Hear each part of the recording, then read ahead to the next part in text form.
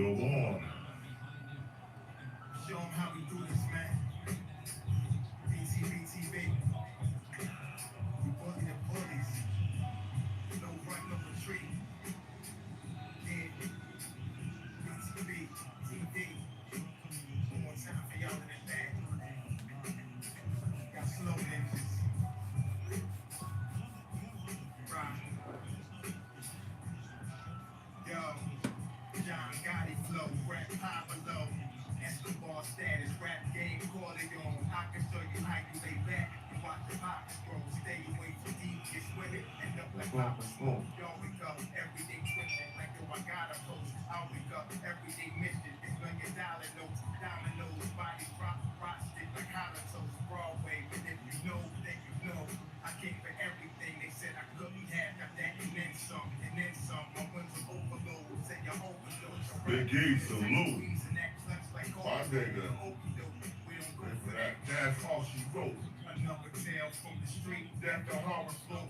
The projects, like a ghost trying to haunt your soul. Another tale from the street, homicide the folks. We wanna play till them guns scream, adios. Another tale from the street, black mafia. So, Don Corleone mixed with Al Capone. Another tale from the street, like an opera show. These kids be acting till they like movie hurt and close. Nowadays, folks like you were Malcolm X at triple sixes. The devil on his shoulder, won the death match. Reminiscing when more street ninjas was off the hook. Jason D's up off the block, on the running with the force, blood on pavement. He's 12 years old, then he's up to play with. He don't go to playground, that's his thing. He's one of the mainstay, we can't miss. We can hit the talking with our hands behind our back, our eyes closed and half brain, then play with us.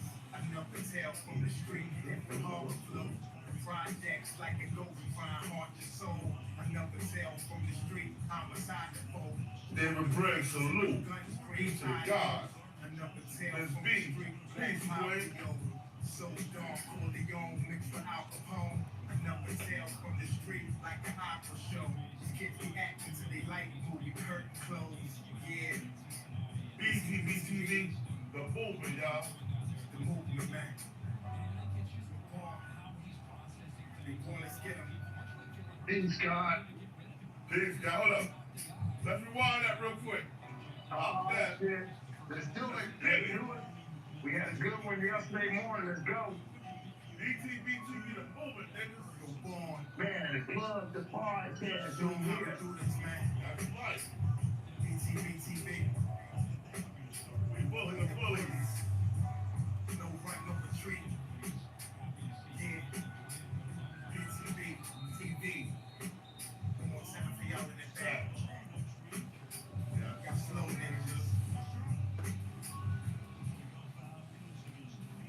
And it was always respect.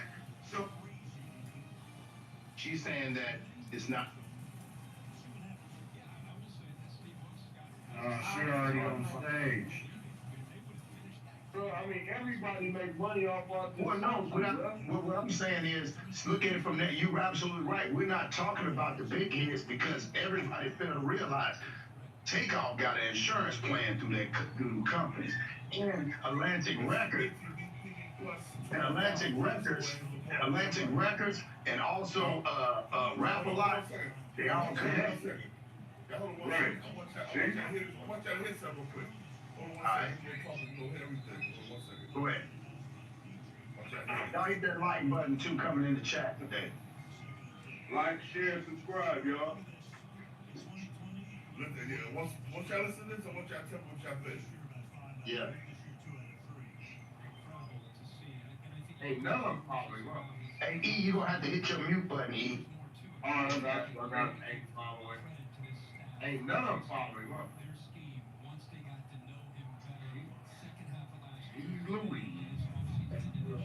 What it is, what it ain't, man. We got the motherfucking quarantine. Live, man. We got a whack 100. Go for the 100 ENT show, man. And Drake unfollowed Quavo on Instagram. So it's a weird situation. Like they unfollowed Quavo and then they refollowed him. So it's kind of strange. But we about to get into this clip, man. Need y'all to do me a favor though, man. Nothing crazy, nothing major. Just guys leave in the comment section down below. It gets real heated, fellas. Let's get into this clip.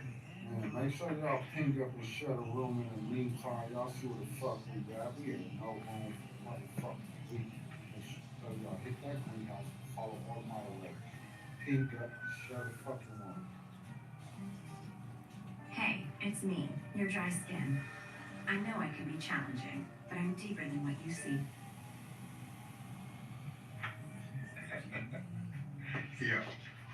Yo, Spy, check that text.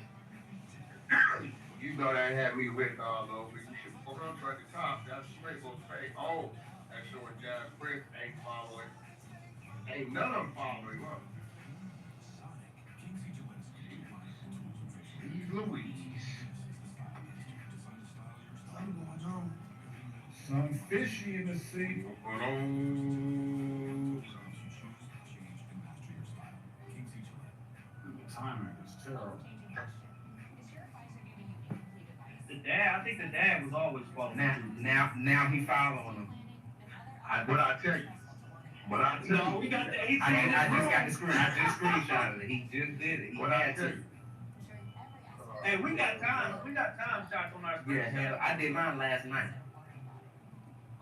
He said he just don't follow him back again.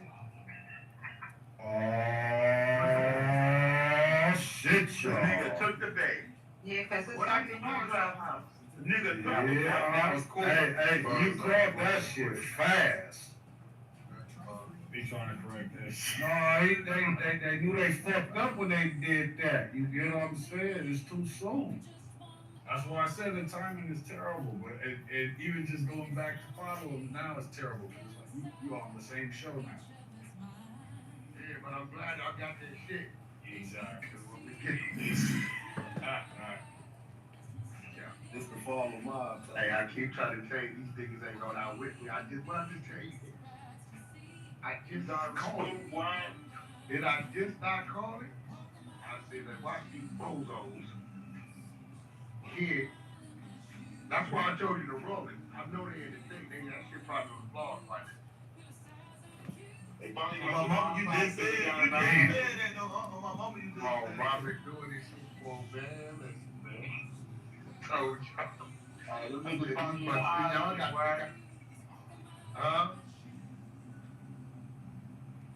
that nigga wax on Do all that charges, hit that greenhouse and follow the mob. Y'all just say DJ Academics in the audience? Is he down there? Nah. So we would have saw that. Now you can't even see J Press followers no more. I think in the basement, you can hear audience food. Oh, his ass crazy. No, you can't see it. You can't see his followers. You can just see who he's following. Wow. Quavo and T.I. about to be the best of friends. Something is definitely fishy.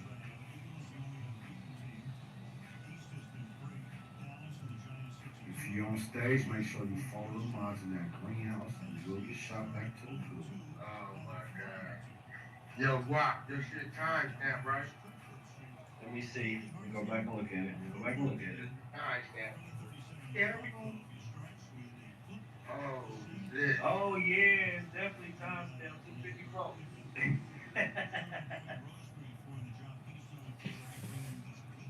I'm about to send it to you timestamp.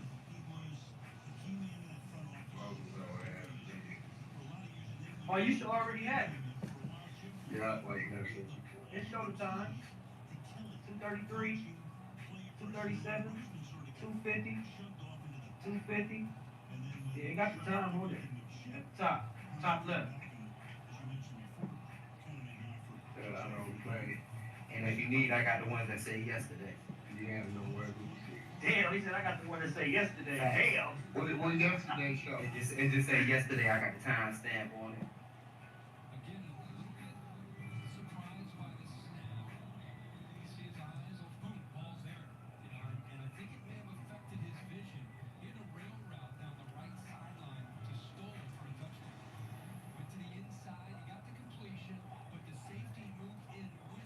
My friend used to pay $163 for car insurance.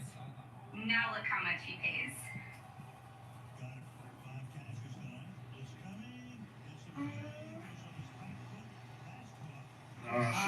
on stage. We up there. Rakita. Oh my God, I don't even want to see it. Hey, listen. Nah, he Wait, what? Nah, he still. The nigga, the spy just sent this to the lab. Yo, where the Did Quavo deactivate his RG? Wait, what? Nah, he's still on. No, man, he deactivated. So Did you read it all? Somebody in the comments talking about that where it looked like they unfollowed him because he deactivated his RG. He did at first deactivate it again. Whoa! Whoa! Whoa! There's none that did that. Oh no! No, Drake. They say my man did him. He said Drake unfollowed and blocked Quavo. that's a fact. I got that. That's what Alamo was telling us in the last room. Yeah. I got that. Send that to me, Alamo. Quavo and T.I. about to be best friends. Oh, shit, y'all.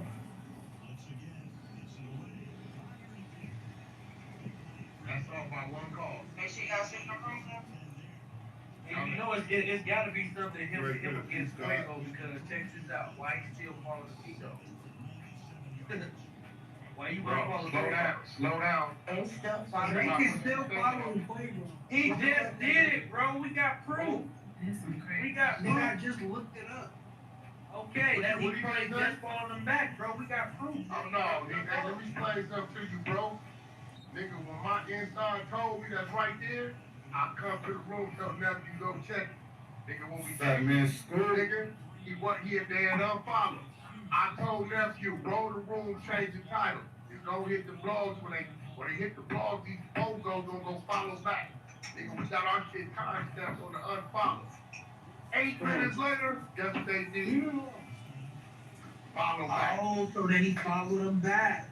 Nigga, listen, my nigga, this is the 100 side. We got the screenshot content. King Block, check your Fat man scoop, salute, beloved. How you doing, King? All right, y'all. I want to ask y'all, what y'all Please, think about? please, job. Peace, y'all. Peace to the God. Peace to the gods and nerves of the universe. Yo, I want to ask y'all a question real quick. Did you hear what Jay Prince said, Joe? Yes, I seen the statement that he put out. All right. That statement sounds like he's covering right there, don't it? That statement sound like he culpable, bro. It doesn't. Culpable. Yeah, he's not sounding like a boss. He like if you was really not, if you wasn't culpable, bro, you would have put that out the very next day. Bro, look, The same way you did for your cousin that got assassinated by the cops that hit on him. You was out, bro. It wasn't even a few hours later. You was out the next day, and that was for your cousin. So you should have been. his legacy took a hit, bro, because everybody know, at least according to reports, that dude was out there under y'all or under your organization or whatever. Your protection. Yeah, under your protection. Ain't no legacy. So somebody was able to pretty much walk up to that guy. He wasn't nothing but a few feet away and was able to dog him. I mean, it's like, dude, I thought you said y'all was all that. I thought you had some kind of Hold on one second, Nicky. My boy, Mr. Information Man, yo, hit that link, Information Man. Cause we about to roast this nigga. We about to roast all these Prince niggas. Right. Yeah, but even in Jay Prince stands, let's keep it 100. Tell us, get on this live and say ain't nothing fishy about that. I dare you. Get on here and say something ain't right with the way this went down. And get on here and say that statement that he made don't sound crazy. Come on, bro. We ain't nobody stupid, man. You know what I mean? I understand you trying to do damage control, but bro, Ray Charles can see something ain't right here, bro. Come on, man. Stop that.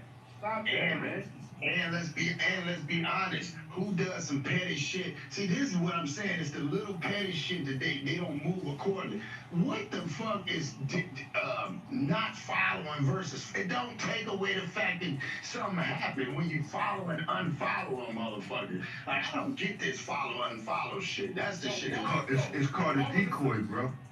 It's called a decoy. See, we looking at something else. If you wasn't guilty, why would you unfollow that man? I know that, but I'm just saying, like, that doesn't still negate the fact that, nigga, it happened. Right? That's what I'm saying. So you follow him, then when everybody say, oh shit, you follow him back. With Yeah, them, but bro, this man just lost his life. Who the hell thinking about some social media shit? That's what I'm saying. Let's keep it 100, man. Unfollow, man. This man, nobody give a damn about that. Nobody give a, that's what I'm saying. I'd have been like, nigga, fuck that follow shit, nigga. I don't give a fuck. Give a damn about none of that shit. F-bombs, that what's the F-bombs? Oh, my bad. Yeah, that just make me mad, boy, because I'm like, people was like, yeah, see, he set up for the bait. See, he followed him back. Bruh, the bait is there. It was under his watch. I don't understand. So, like you say, this is where the distraction comes in at. Because, man, listen, the follow, unfollow, we ain't even got, you ain't got, in the hood, nigga, you don't got to follow me. Nigga, I know you. That's emotional shit. That's emotional shit. That's slave shit, bro. That's the niggas that's caught up in the system, is following the program. That's slave shit. Right now, the number one thing, bro, in this incident right here, is that Takeoff is dead. Someone stands to make tens and tens of millions of dollars off of it. They don't got black skin. And the fact that that man went to that man's city, a so-called boss, that means you're not just culpable, bro. You conspire. So let's stop acting ignorant. But any of us that have any authority in the street, bro, we already know. I'm 50-some years old with authority in the street, bro, to this day right now. And if I tell a nigga, my hood and don't touch it, you don't touch him, nigga, or it's war. And you do everything you love. You get it from So that's the real law. Here go the thing though, Born. Now, prior to all of this, Jay Prince supposedly was the man in the city. Don't nobody make no move. He know all the killers. He know all the killers, right? He know everybody, right? Now this happened. Now all of a sudden, you don't know the killers. Now all of a sudden, you don't know the movers and shakers. Now all of a sudden, you don't know the cats that's doing that. Bro, this happened with one of your son was in attendance. He was there. You had eyes. Right, you had eyes.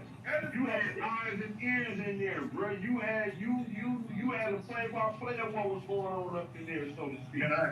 Can I speak just for a moment, brother? Because I have to. I'm getting ready for work and everything right now. So yeah, I'm doing something like on my podcast tonight, later on tonight. But I have some audio. Y'all probably heard about it, maybe not. There's a young lady.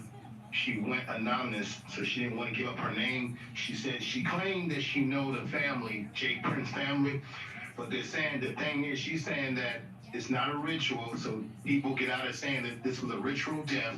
She's also saying that all the people that was there that had the weapons on them was from Jay Prince's camp, Jazz. It was from Jazz camp. Why? Because they were there protecting Jazz because they had weapons to protect Jazz for Jay Prince. So he's saying that there was no, she was saying that there was no argument over a dice game, that was all bullshit. That it was basically, Quavo was trying to, he was trying to diffuse, the Migos was trying to diffuse whatever the dispute was that they were having, so it wasn't over a dice game or any of that shit. And basically, out of trying to diffuse, they got killed, and she's saying that the only people who had weapons was with Jazz's camp, Jazz Prince camp. Basically, hey, bro, can I say this just real quick, and then I'm gonna hand it back to y'all, because I am at work. The only cats that's supposed to be connected, mobbed up, this, that, got the power. If you using your power against your own people and you killing off your own people, then you ain't shit. You just like the white man. You terrorizing your own community and you killing your own soldiers off. And you killing your soldiers with the money. So I don't get that. So whoever did the shooting, it came out of Jay Prince's son's camp or whoever's giving him, whoever had the weapons. That's what the sister was saying, and that she was also saying that Quavo was devastated to the point where he was falling out, collapsing out, and they had to console him. So that's what I just want to drop on the show, that this whole thing, because a lot of our people, every time something happens, we get caught up in the conspiracy theories of, oh, it was a blood ritual. No, this shit was real, according to the young lady that was there. So the bottom line is, Jay Prince, you guys are right. His letter that he wrote, that's a I'm a guilty Negro letter. Trying to clean it up, but it's too late. I think the truth gonna come out, y'all. So I appreciate you, brother, for letting me come on for the moment, and I'll be listening from afar. But y'all right, man. Peace. Peace. Peace. Hey, for all the kings, for the kings on there on the panel, man, y'all can do me a blessing. It's Friday. I got somebody here. This is my princess. Yesterday was her birthday, and I just want y'all to salute her real fast and have a happy birthday. Y'all don't mind real fast. Happy birthday To ya. Happy birthday to ya. Happy birthday. Happy born day. Happy born day. Yeah, I appreciate y'all, man. That meant a lot, man. We did our thing. We're gonna do something. Let her know that Scorpio season live. I'm next Thursday. They said Scorpio season is live. You already know. She said right. But yeah, back to what we were saying, man. That's all emotional shit, man. That whole don't follow me. I ain't never been a big person. That's why I said people get emotional. And then here's the thing. This was so crazy. He still follows them. He did not stop following them, so he still can see what they do. They just can't see what he do. Like, that doesn't make sense. Like, because they'd be crazy. His lawyer would be like, you crazy not to follow them. No, we need you to follow them, because we going to figure out all this shit. That's all Thank you, distraction of God. Yeah. That's a distraction of God. That's something to take your mind from off the objective. The point at hand is this. That man's dead, so we can move past that date. Let's move now on to who's culpable for his death. And that's what we're looking at from this point. Not just that, the act of justice and where the money goes. See, because for all we know, we gotta remember, the same man that's standing to collect anywhere between $50 to $100 million over the next 5 years from that death is the same man that's partnered and brothered with the same people that's fighting other people in the so-called media. And it's all connected, bro. And this is what they do. We had our foot on their neck just a couple days ago. Now this happened. Now our whole focus on something that happened rather than what's happening. And the people that's gaining from it is sitting here looking at us like entertainment, like a show. Right. The whole time, we already know there's no way in hell those same people consorted with Jay Prince before this happened, bro. So Jay Prince put collateral damage out. When in reality, he didn't know how to react. If he didn't have nothing to do with it, he was confused. So he should have reacted right away and expelled himself from any activity or involvement with it. Instead, he spoke. And as he spoke like he was a boss, trying to tell another nigga that you know from your town, that's what I was saying yesterday, boy. Like, you from his city. You know who he is. You know what happened in your family. If you do something violate like this in his name, he had to get an okay, bro. Both his sons was there and his brother was there. Bro, he had to get an okay, bro. Yeah, people wasn't doing that. People wasn't doing that without permission, bro. That's my point. That's what I said. And this dude, and the dude in the yellow hoodie was from their camp. You feel me? He's from their camp. Dude that was on the other side of Takeoff, he's from Mob Times camp. Well, if you notice what they also said too, John, they said his job was to protect Jazz. That ain't had shit to do with them. That's what's so fucked up. Man, my man said it was a lot of them there with guns, though. Yeah. See, like everybody trying to, nah, my man said there was a lot of them, you know, them other niggas were guns. You think them niggas just had a problem with your boy Quavo, maybe the way he was talking? Nope. Maybe. That was all predetermined before they even got there. To the city. That's a You fact. hear me, bro? It don't work like that. No, It was all predetermined before they got to the city, bro. They knew that on this day, this was going down. We can act like we don't know. I know human reaction. Been around it my whole 2 months, bro. Been in the street since I was 13. I know how people react to certain shit, from being punched to being shot.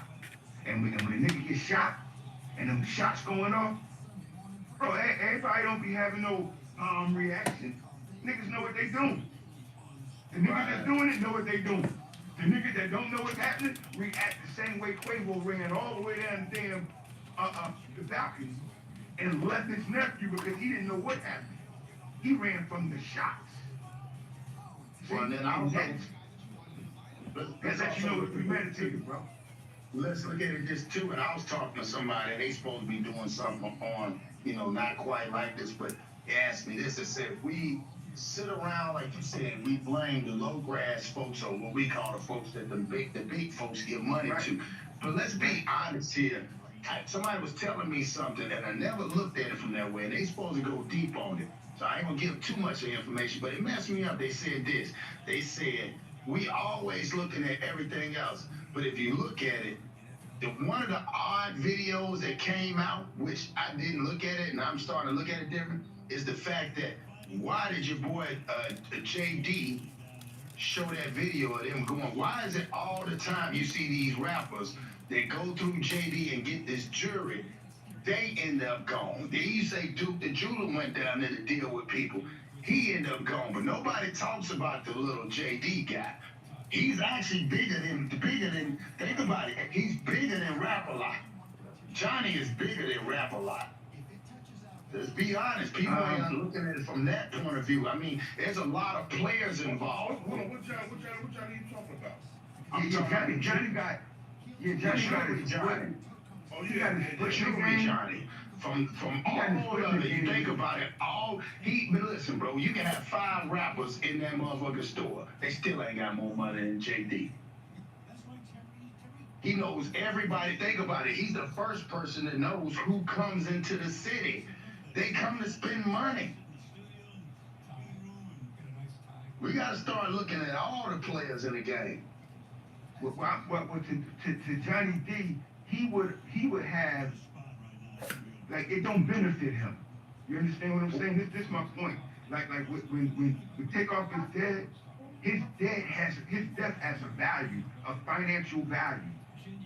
Correct, Commercial value. but still, man, but say for instance, because a lot of those rappers don't own a jury outright, so that's insurance on their jury. We talking about dudes though. We talking about dudes though that are buying jewelry and is being given jewelry as well, because a lot of jewelers give jewelry at a discounted price or give it to artists in order for their jewelry to be shown and promoted and marketed. So when we look at him, he would get more money from Takeoff alive than he would get from Takeoff being dead. That's my point. Wouldn't he be considered like a coin, a culture vulture, because he doesn't shop with his people over there, and because I know that, I've been down there, you know that, boy. He don't go over there and shop over there in the Chinatown district. He stays in the hood. So wouldn't you consider him a culture vulture? Well, that's according to that neighborhood. That's my point. Like we got in your neighborhood right now. You got Arab, UK, people from the UK, the Arabs, and now the Costa Rican or the Dominican has all the corner stores in our communities. See, like we are the American dream. When people dream about coming to America and benefiting, they dream about coming here and getting all of their necessities to succeed in this economy from us. So Johnny is just doing what everybody else is doing. When I'm talking about a power player, though, we talk about the guys behind the curtain.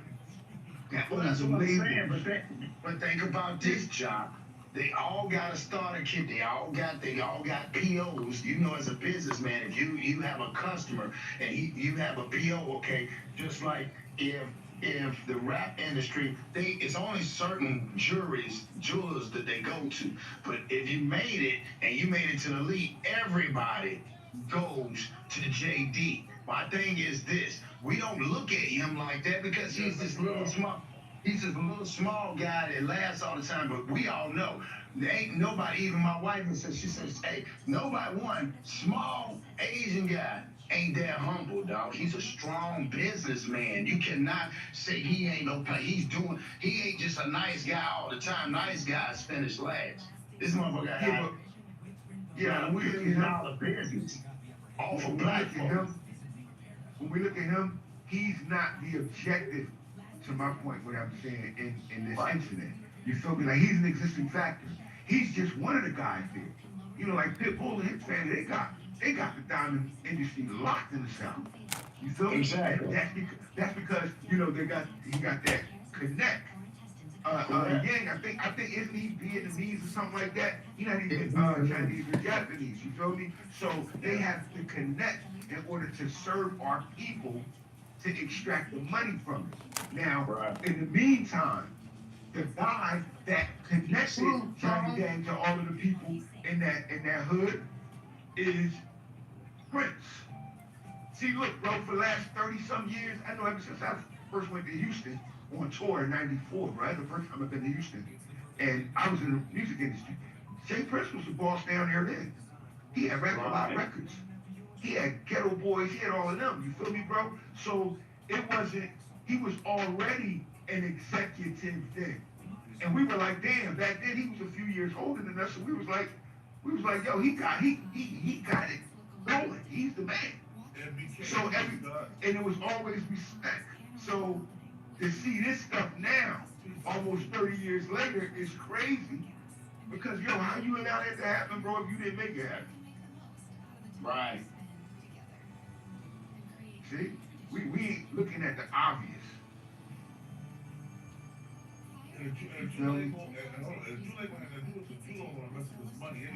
Right, it's more beneficial for Offset to be alive than it is for him to be dead.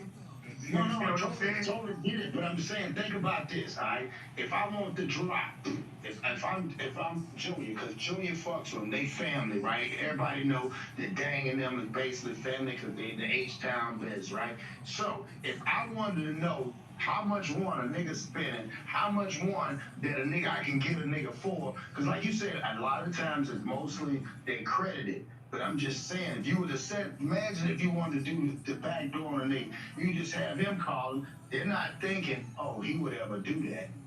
You see what I'm saying? I'm just saying, it's just like, because they all connected. Again, you know, Johnny Dang ain't dealing with us on a low level. But in order for him to make real money, man, he on something different. I'm just saying, let's look at, when we say players, let's not just think about the rap industry. Let's think about who's connected to these CEOs that get the green light for them to get the credit.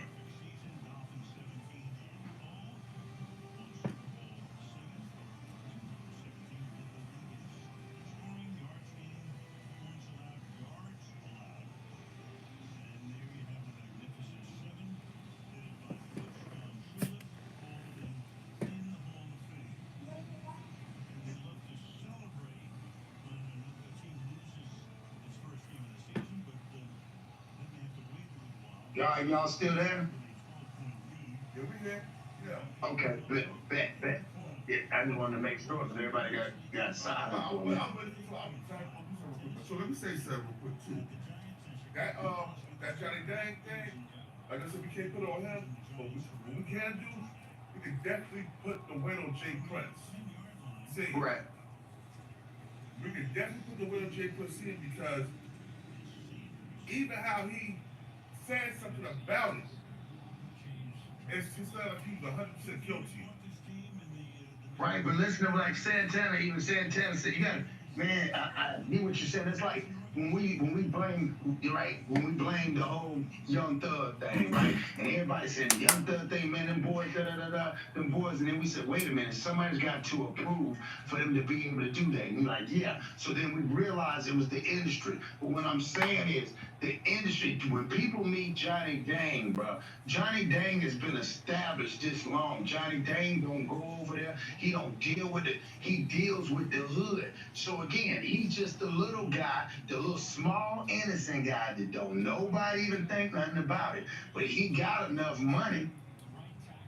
I'm just saying, I'm not saying that he would do that to fuck up no money, but I don't see him fucking up his bread. He got enough money. When they come to him, they're spending $30,000, $50,000, $100,000. It's packed in there all day. He's got 2 floors. He done rebuilt it. He built it off of rappers in the hood. He didn't build it off nowhere else. Everybody do that though. No doubt, man. Like everybody do that, and that's the difference. Yo, hold up. Now we gotta check out this too. We gotta talk about this part too, right? Remember last year when NBA Youngboy house got broken into? Right. And Jay Chris came up with the keys. He said, I got the keys to your what was it? Maybach or something like that? Yeah, Maybach, something like that. It was a Yeah, family. I got the keys. Yeah, I got the keys to your family. And he was like, come talk to me. Talk about getting his keys back. John, what's going on, brother? NBA Youngboy said, check this out. I paid my car straight cash. I got 2 keys. I'm about to head out there, man. I'm checking in on this I paid my car cash. situation, and it's playing out just like I figured. That's called extortion right there. That's He said, he's like, and yo, Eddie told Jay Chris. Just like I saw him, they put a hit on that kid. Hey, boy, I don't know if you've seen it, right? My man sent me pictures to you last night. Jay Prince got into an argument on Instagram. If you look at one of those comments that he got, dude from this town, bro, they I've seen that. Yeah, my man. Hold on, break it down, because I don't know nothing about that. What happened? Pull up. Yeah, dude from this town, look, you need to tell your What sons. Jay that. Prince do, In man? other words, your sons are the ones that did it. And then that just started a whole neighborhood argument. And niggas on there, like the hood, Houston, like bro, they got his head on, bro. They got, man, look, they want. But see, they go back to what Born said. Born said, and a lot of niggas say that it's from the age. They're telling I me, filled like, out. nigga, They he hit don't me run back. shit. We just see it because it's on I gotta hit them camera back all the again time. with the Man, my man was like, look, Dolly joint. y'all got my number. Y'all know who I am. Y'all know my block. Nigga, don't step But foot out here. Stop Walker's he documented. He documented for acting a fool. That's why he told them niggas, nigga, I live here. I know you niggas ain't what y'all claim y'all is. I let We you. got this black guy. Nah, the What you got going on, bro? What y'all stand for alone is corny and not God's work, so I don't respect it at all. Y'all knew it, y'all been knew this ain't the first time this has happened around y'all. That's the engine that y'all really carry, and it shows. So miss me with the BS. That's the chick saying something. Hold up. What's the other guy's name? Rack 100 was like, I felt your words, brother. The truth can never be considered disrespect. Rack 100 will be kissing ass. He just talking shit about it, right? See, something ain't right. Columbus, Ohio. Somebody's. Why would he get on there and say, I understand that when he's the one that called him out? Hey, Prince is a goofy, somebody said. Oh, shit, hold up. Ain't nobody trying to read that Malcolm Martin Luther King Jr. speech. Folks want to see what you stand on. That's real. South Carolina, Greenville, South Carolina. Cause they don't preach, they don't push for peace. They ain't preaching peace. They ain't doing none of that shit. They mob. His son said I created, and that's why I ain't got nothing against it. I just don't like is that he be trying to sound all kind of monotone, like he is like I can push the button and end the world type nigga. Ain't nobody. Nigga, you ain't known for. I bet, man, look here when that nigga hit jail. Here we go right here. I'm talking to you, but the guy is ELB still, whatever. I'm talking to you as a father that lost a son last year. This ain't it. I find it hard to believe the Don of Houston and Jay Prince respect wasn't in attendance. It was your birthday. 10/31/1964. Happy belated birthday, brother. You wasn't there and don't know what happened or haven't seen the videos from the establishment. Your mob ties.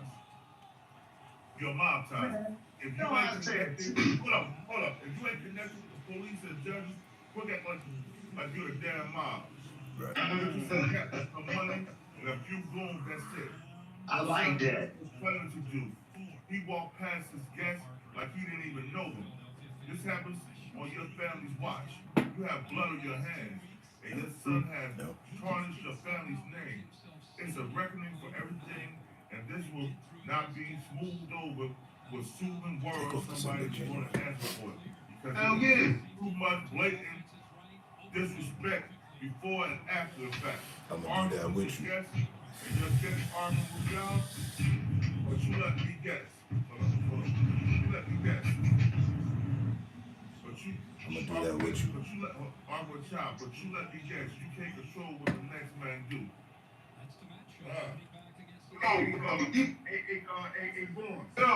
These little niggas was loved, man. Like we was talking on the phone. I don't think people getting how drastic this situation is, bro. Like this thing ain't gonna fly over.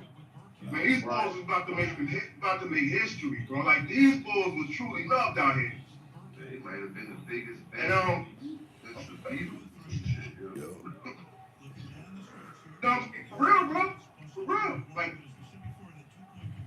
yo, I'm gonna tell you, still got that post up on? What post? It's a dude on Jay Prince joint named Flower Bolito. Flower Bolito? Yeah, he said he told him talk to your sons because they think it's you. They think they you, right?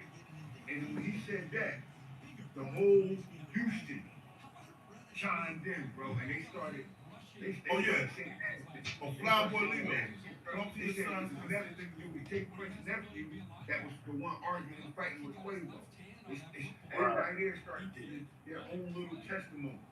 Word up.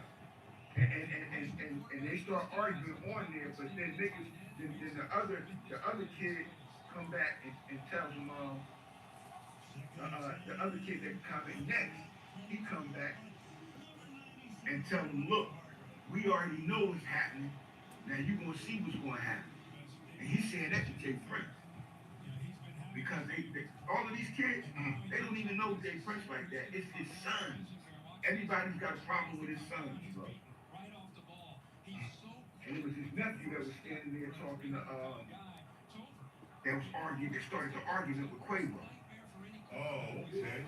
Where are they getting all these mob ties from? Didn't these fools grow up rich? Like, where they look together?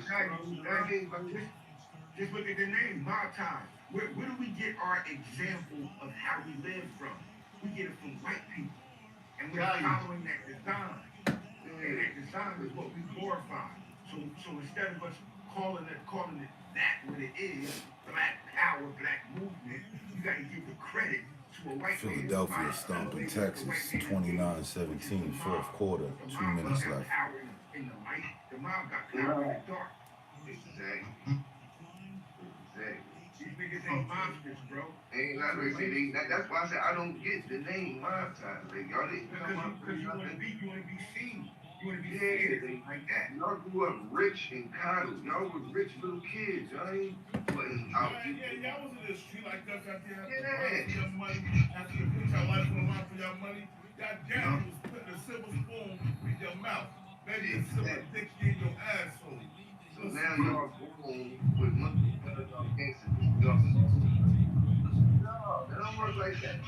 Now y'all gotta understand something though. When you are us, like all of us that's been in the street, that got kids, bro, it's a hard job to quell that part of you out of your children to prevent them from following the same steps, regardless of whether they've been built for it or not, regardless of the environment or not, because that's you. And your children look up to you. So just right now, let me say something, John.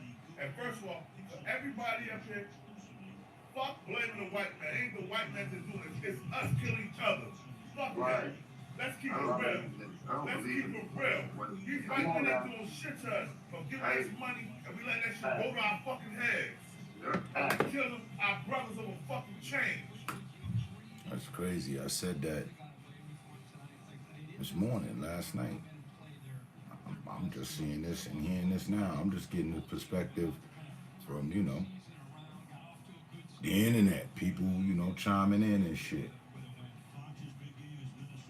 Shit, I don't even know who the hell this is. I ain't subscribed to them. I just saw some shit pertaining to, the Migos and them. This is Jay Prince finally speaks. Jay Prince Jr. and Jazz Prince unfollows Quavo of the Migos along with Drake. I don't even know why Drake unfollowed Quavo. What the fuck that about?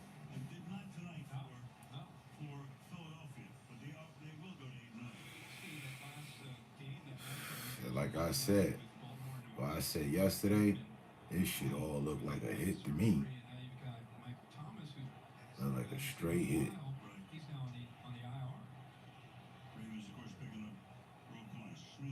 And now that's what Ninjas is coming around to the conclusion of.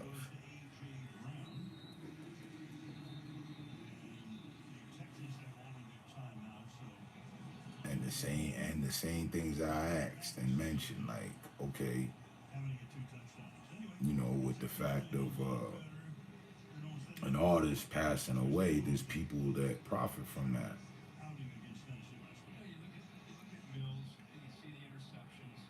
And it turns out Jay Prince is in affiliation with it.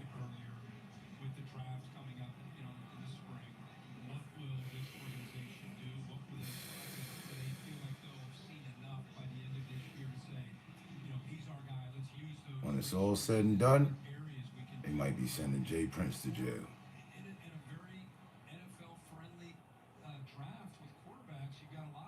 And they still ain't caught the shooter yet.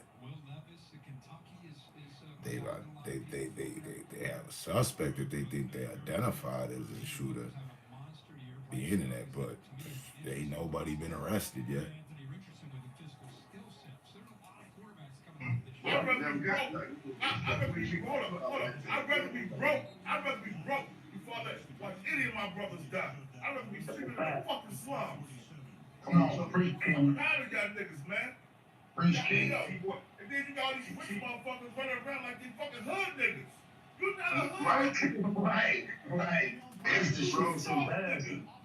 That's the embarrassing part. They get rich in the act group. They get rich in. Nah, man, nah. That came from the heart, King. I respect that. I'm the same. That's real tough. And we can't absolve the hidden hand from his activity, because if it wasn't for that, they wouldn't have this platform to function like this on. They're not just the average nigga in the hood. When you get what you got, you connected to something that's outside of the hood.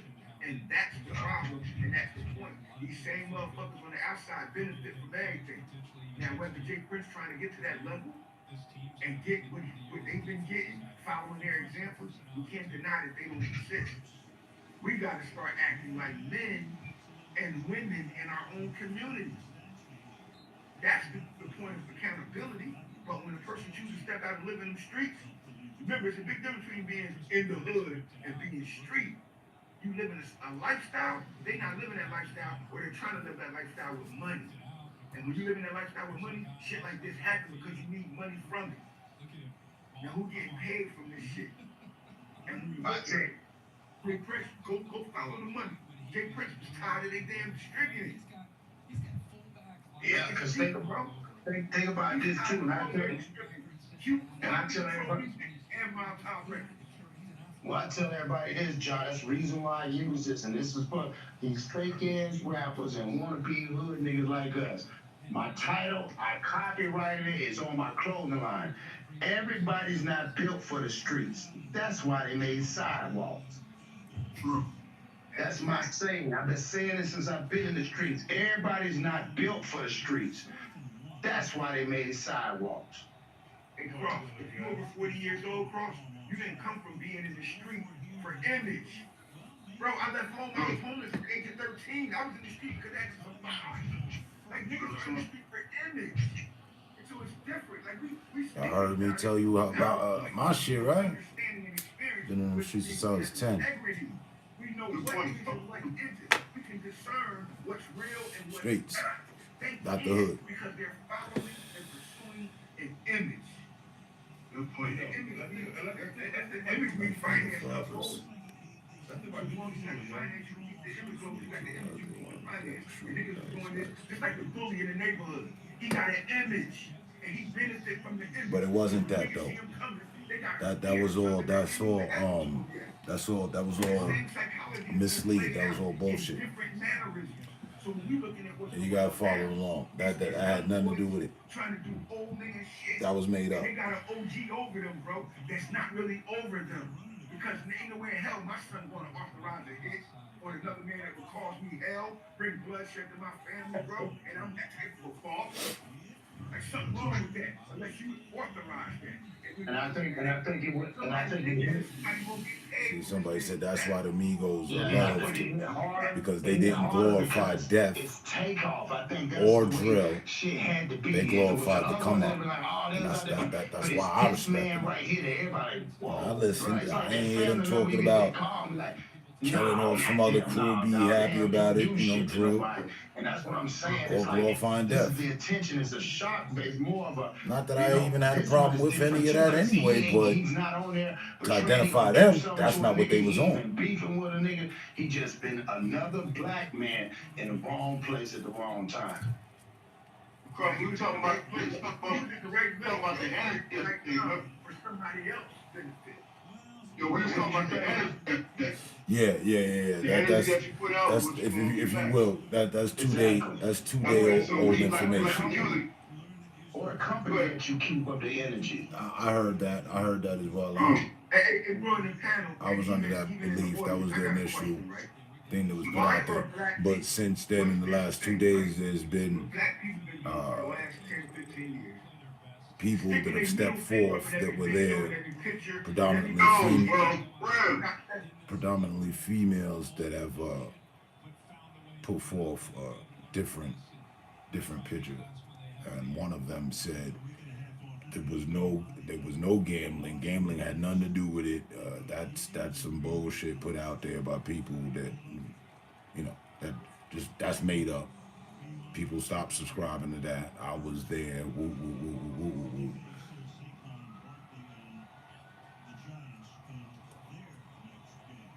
But then there's also the aspect of this Jay Prince dude who I'm pretty sure because of his influence, people might be scared to speak out. And additionally, for those that have spoken out, might have been reapproached, hey, shut the fuck up talking about me. Okay, yeah, no, Jay Prince wasn't there, now they trying to absolve him. But the fact of the matter is, they were under his protection at his son's party.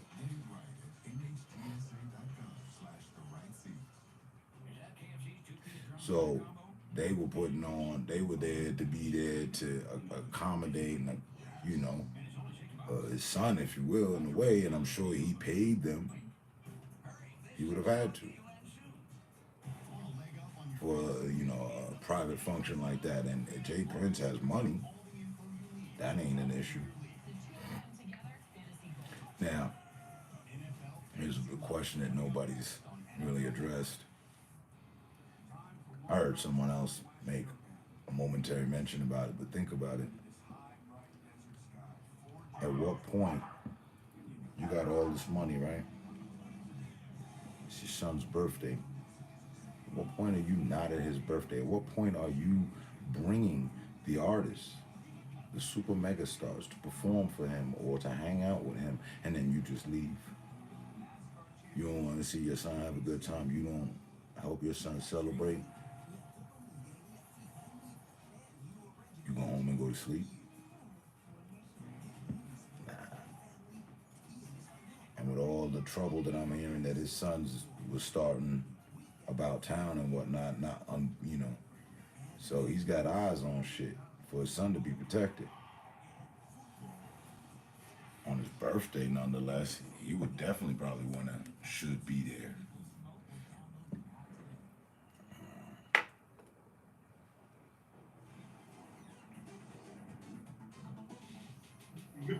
And anything to get that record. There's a comment here, which is a fact I forgot.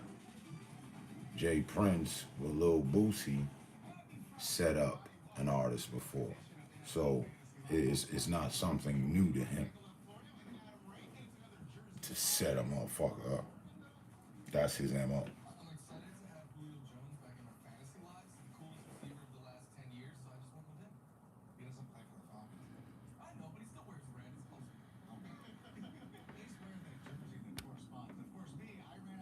You're definitely watching the show.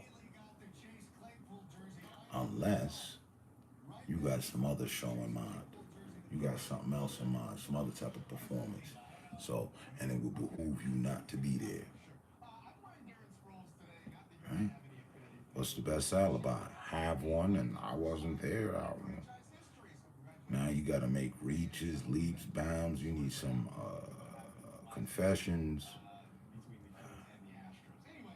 to prove that he had what not to do with it, that he gave an okay. But I'm willing to bet right now, 2-3 days later, 2 through 4 days later, the authorities are probably moving to seize their phone records in this investigation. It's an ongoing investigation now. Has to be, whether they care or not, which seems to be the air that you get from the police. They were like, they were just like, oh, it's another murder, whatever. It was kind of obvious they didn't care. So we don't know how long the investigation is going to take, right? Before we get some substantial information, of course, all the records, videotape and whatnot has been reclaimed and all that, so.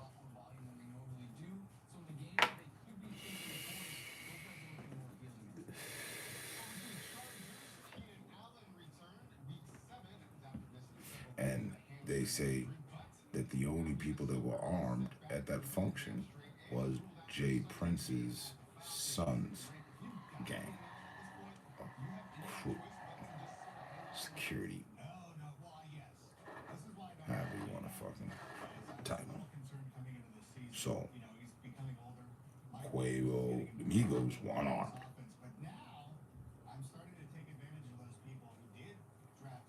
The video showing with weaponry around them didn't belong to them.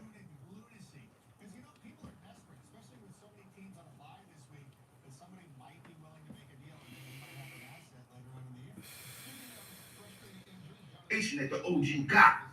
So when we look at our culture and the kids, bro, you got men with money directing their children with the same mentality as niggas in the street.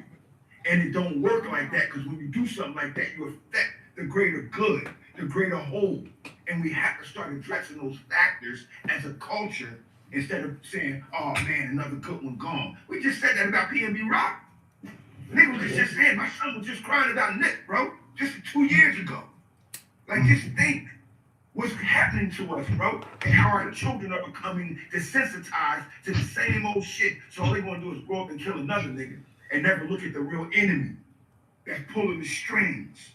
We gotta address that nigga. Gotta address that nigga. I never heard of that before. I like that little, not little, because it definitely one little that analogy about the older you get, the smaller the balls get. I never heard it put like that. I never heard it put like that before. Yeah, that's real. Never heard that was heavy right there, bro. Yeah, I missed it. What did he say? Accountability, but when a person chooses to step out and live in them streets, remember, it's a big difference between. Let me guess, you can't control what the next man do.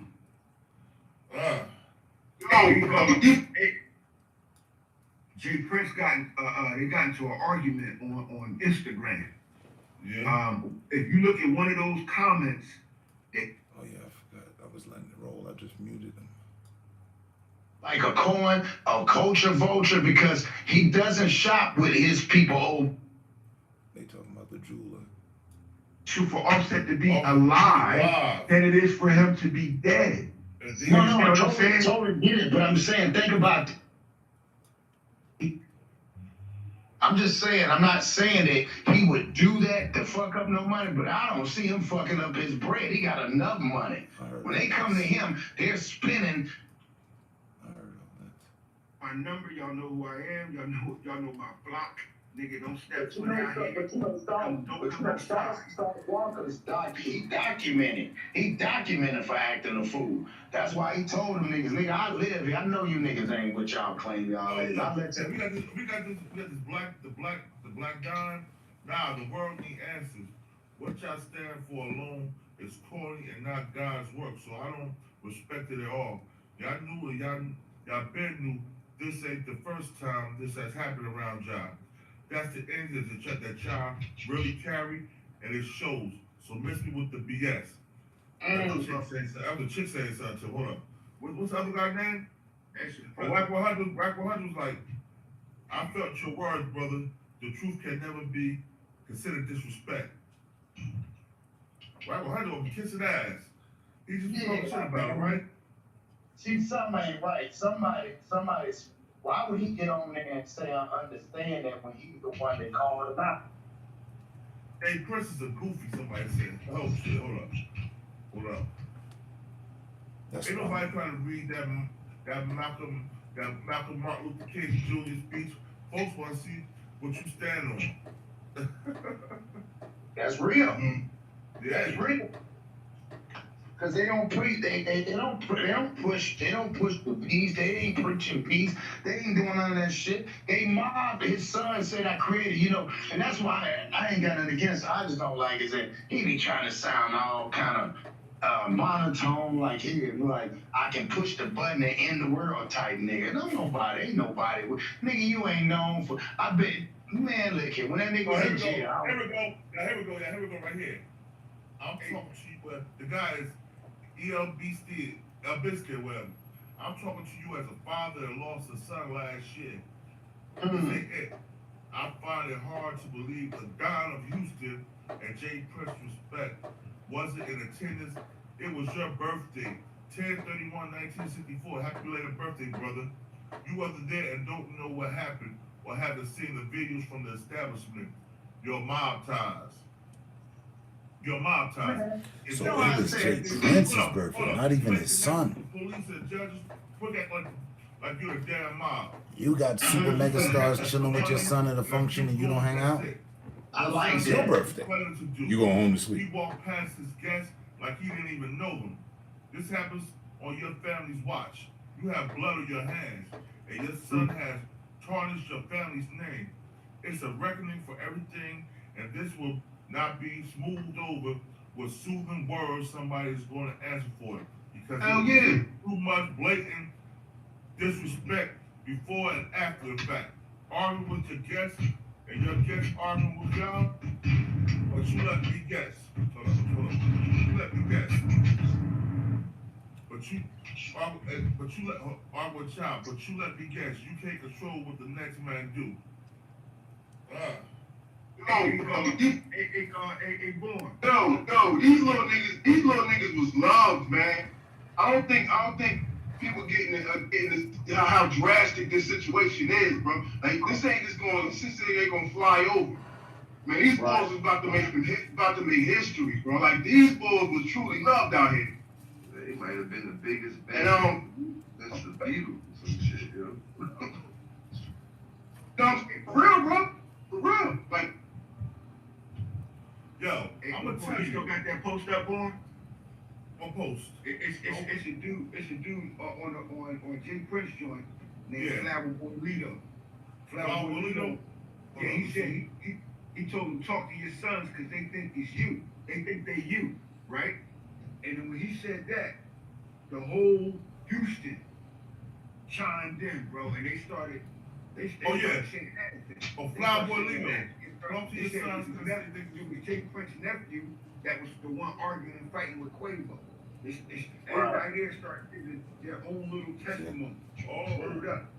And they start arguing on there, but then niggas, then the other kid come back and tells him, the other kid that comment next, he come back and tell him, look, we already know what's happening. Now you gonna see what's gonna happen. And he said that to Jay Prince. Because they all of these kids, they don't even know Jay Prince like that. It's his sons. Everybody's got a problem with his sons, bro. And it was his nephew that was standing there talking to, that started the argument with Quavo. Oh, okay. Where are they getting all these mob ties from? Didn't these boys grow up rich? Like, where they come from the ghetto? Just look at the name, mob ties. Where do we get our example of how we live from? We get it from white people. And we're following that design. Yeah. And that design is what we glorify.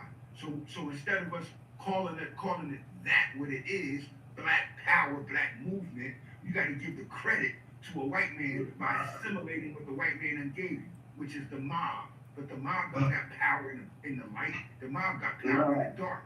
Exactly. These niggas ain't mobsters, bro. That's why I said I don't get the name mob ties. Like, y'all didn't come up because you wanna be seen. You wanna be seen like that. Y'all grew up rich and coddled. Y'all were rich little kids. Y'all ain't wasn't out. Y'all was in the street like us after you had to grind for your money, after you put your life on the line for your money. Y'all daddy was putting a silver spoon in your mouth, maybe a silver dick in your asshole. So now y'all going with money, y'all gangsters. No, that don't work like that. Now y'all gotta understand something though. When you are us, like all of us that's been in the street that got kids, bro, it's a hard job to quell that part of you out of your children to prevent them from following the same steps, regardless of whether they've been built for it or not, regardless of the environment or not, because that's you. And your children look up to you. So just right now, let me say something real quick, John. And first of all, for everybody up here, fuck blaming the white man. It ain't the white man that's doing this. It's us killing each other. Fuck that. Let's keep it real. Let's keep it real. These white men ain't doing shit to us, but giving us money and we let that shit go to our fucking heads. And we killing our brothers over fucking change. I'd rather be broke. I'd rather be broke. I'd rather be broke before I watch any of my brothers die. I'd rather be sleeping in the fucking slums. Come on, preach, King. I'm tired of y'all niggas, man. Preach, King. And then you got all these rich motherfuckers running around like they fucking hood niggas. You're not a hood. Right. That's the shit so bad. That's the embarrassing part. They get rich in the act group. They get rich in Nah, man, that came from the heart, King. I respect that. I'm saying that. It's real tough. And we can't absolve the hidden hand from his activity, because if it wasn't for that, they wouldn't have this platform to function like this on. They're not just the average nigga in the hood. When you get what you got, you connect it to something that's outside of the hood. And that's the problem, and that's the point. These same motherfuckers on the outside benefit from everything. Now, whether Jay Prince trying to get to that level and get what they've been getting, following their example, we can't deny that they don't exist. We got to start acting like men and women in our own community. That's the point of accountability. But when a person chooses to step out and live in the streets, remember, it's a big difference between being in the hood and being street. You live in a lifestyle, they're not living that lifestyle, or they're trying to live that lifestyle with money. And when you live in that lifestyle with money, shit like this happens because you need money from it. Now, who getting paid from this shit? And when you look at it, Jay Prince, go follow the money. Jay Prince was tired of they damn distributing. Yeah, because think about this too. And I tell everybody, and Mob Top Records. Well, I tell everybody his job. That's the reason why I use this, and this is for these fake-ass rappers and wannabe hood niggas like us. My title, I copyrighted it. It's on my clothing line. Everybody's not built for the streets. That's why they made sidewalks. That's my saying. I've been saying it since I've been in the streets. Everybody's not built for the streets. That's why they made sidewalks. And Cross, if you're over 40 years old, Cross, you didn't come from being in the street for image. Bro, I left home. I was homeless at the age of 13. I was in the street because I had to survive. Like niggas are in the street for image. And so it's different. Like we speaking about it from our point of understanding and experience, which means we have integrity. We know what is and what isn't. We can discern what's real and what's not. They can't because they're following and pursuing an image. Good point. The image means finance to uphold.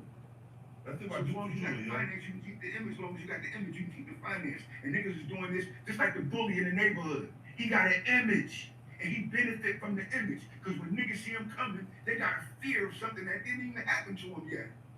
So the same psychology is being played out in different mannerisms. So when we're looking at what's going on now, it's just young boys trying to do old man shit. And they got an OG over them, bro, that's not really over them. Because ain't no way in hell my son gonna authorize a hit on another man that would cause me hell, bring bloodshed to my family, bro, and I'm that type of a boss. Like something wrong with that, unless you authorize that. And I think it would, somebody gonna get paid from this man's death.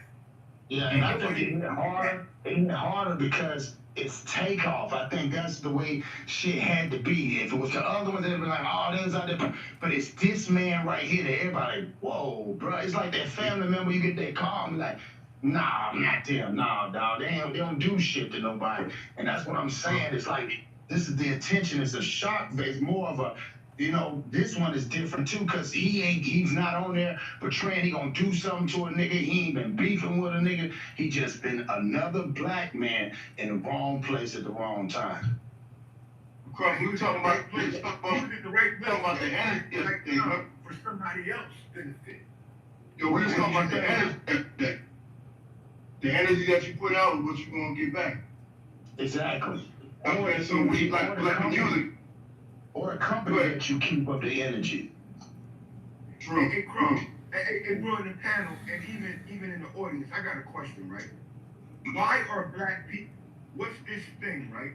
What black people been doing for the last 10, 15 years? Sticking their middle finger up in every video and every picture and every... No, bro. Like, who are you saying fuck you to? So we gotta look at the of our people, bro.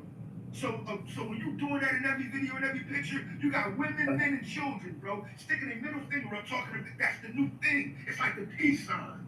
Missing the point of the finger. See, it's deep. Like, look at our mentality, and then we questioning this shit. Nah, man, we gotta be more accountable to our behavior, bro. Because when you stick your middle finger up at me or anyone else, that means fuck you. That means I have a mentality or an idea of your demise. I don't give a fuck about you. Now, when we start doing that to be cool, and everybody's doing it, see, in your brain, the same that you hit the other finger because that's the finger pulling the trigger. And niggas ain't looking at Check this out too. It's like Preacher and his son. That's real right there. You know what I'm saying? Like Preacher and his son. Preacher from Harlem, the black boogeyman Preacher, and how he turned on his son, and how he snitched on his son and his daughter. Yeah, he's supposed to be the boss, and he was doing all that killing, all that mayhem, but with push came to shove, he turned them in. He turned everybody else in. He still was never come home. And one more thing I want to say. You got to think about Duke the Jeweler. Duke the Jeweler was Jay Prince Jr. too, and Jay Jr. too. He got killed that day. He was just leaving him. So. Right. Yeah, Prince there when Jula got here too, right? Yeah, but Jula got killed, around the kill, he was there. Oh man, this thing, bro. It was the same thing. Hassan was talking about you gotta be grimy, slick, and sneaky. There's you've been in prison, I've been in prison, and there's been an old metaphorical riddle or joke about men. And when you're a teenager, you love to play basketball. When you get older and you're 25 years old, you would rather play softball or baseball. When you get 30 years old to 40 years old, you would rather go play tennis with people that got money. When you get 50 plus to 60, you're gonna play golf. Point is, the older you get, the smaller your balls get. So the younger you are, the more brave and ignorant courage you got. The older you got, you get, the more wiser you get because you get more fear from experience. And we all know that all the shit that we done been through, it'd be foolish for us to go out here in the street, go to war physically for nothing to get killed. Because now everything that we done did and everything that we done got a reputation for goes to naught. However, when you're young, you'll do anything to get that reputation that the OG got. So when we look at our culture and the kids, bro, you got men with money directing their children with the same mentality as niggas in the street. And it don't work like that, because when you do something like that, you affect the greater good, the greater whole. And we have to start addressing those factors as a culture instead of saying, oh man, another good one gone. We just said that about PNB Rock. Nigga was just saying, my son was just crying about Nick, bro, just 2 years ago. Like, just think what's happening to us, bro, and how our children are becoming desensitized to the same old shit. So all they gonna do is grow up and kill another nigga and never look at the real enemy that's pulling the strings. We gotta address that nigga. Gotta address that nigga. I never heard of that before. I like that little, not little, because definitely one of that analogy about the older you get, the smaller the balls get. I never heard it put like that. I never heard it put like that before. Yeah, that's I real. never heard that was heavy right there, bro. I never heard it put like that. I'm sitting here thinking that shit got me like, damn. Yo, a whole bunch of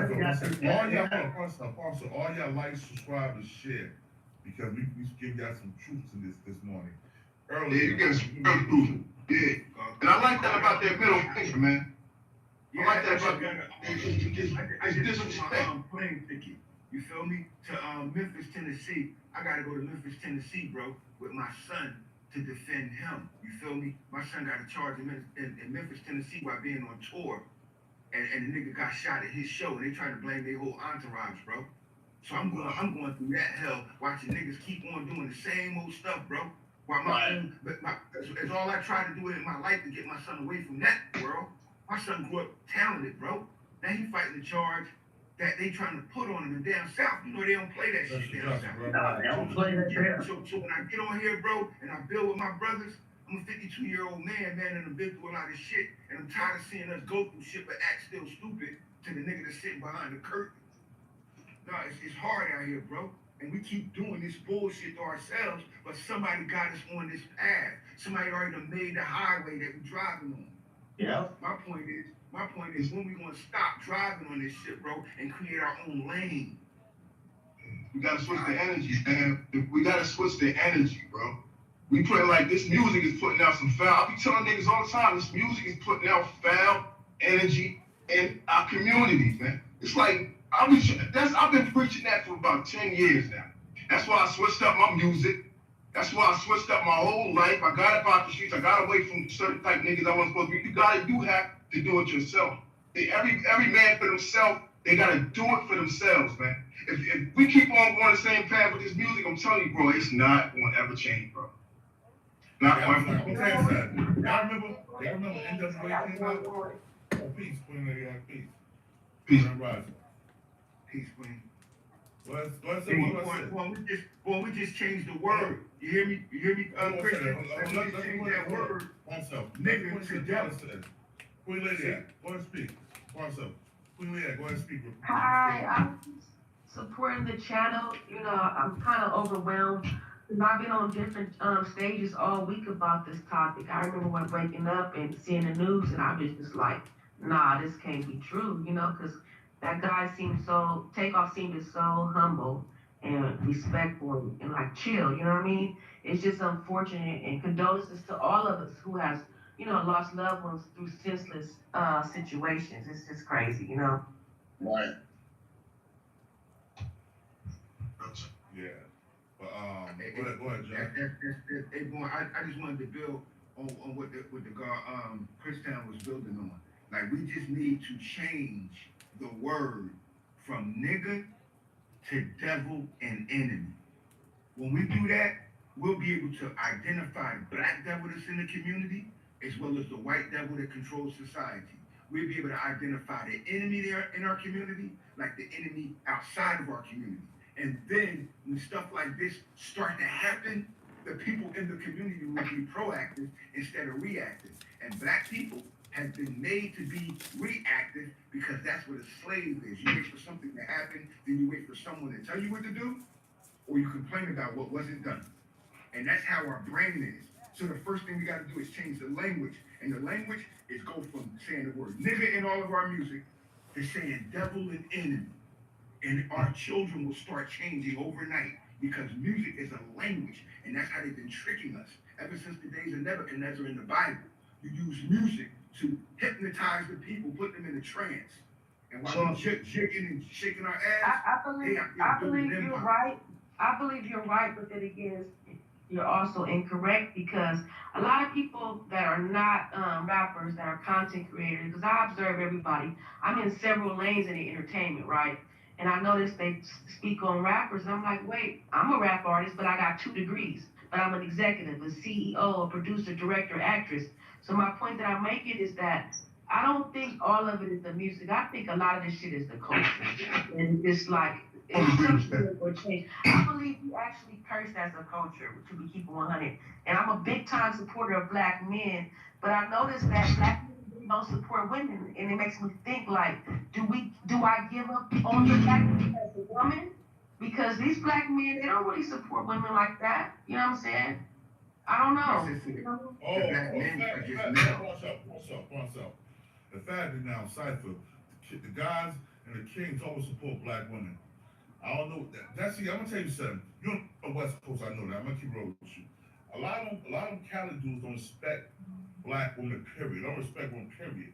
That's why that whole shit came from. That Cali shit. They don't respect women. Since hip hop has always been the conscious culture. As a matter of fact, that the word hip hop, the phrase hip hop, means hip, to be conscious, to be aware.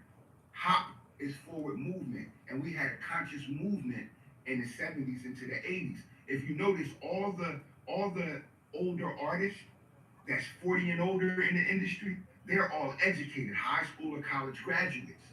In the 90s, they introduced what we call gangster rap.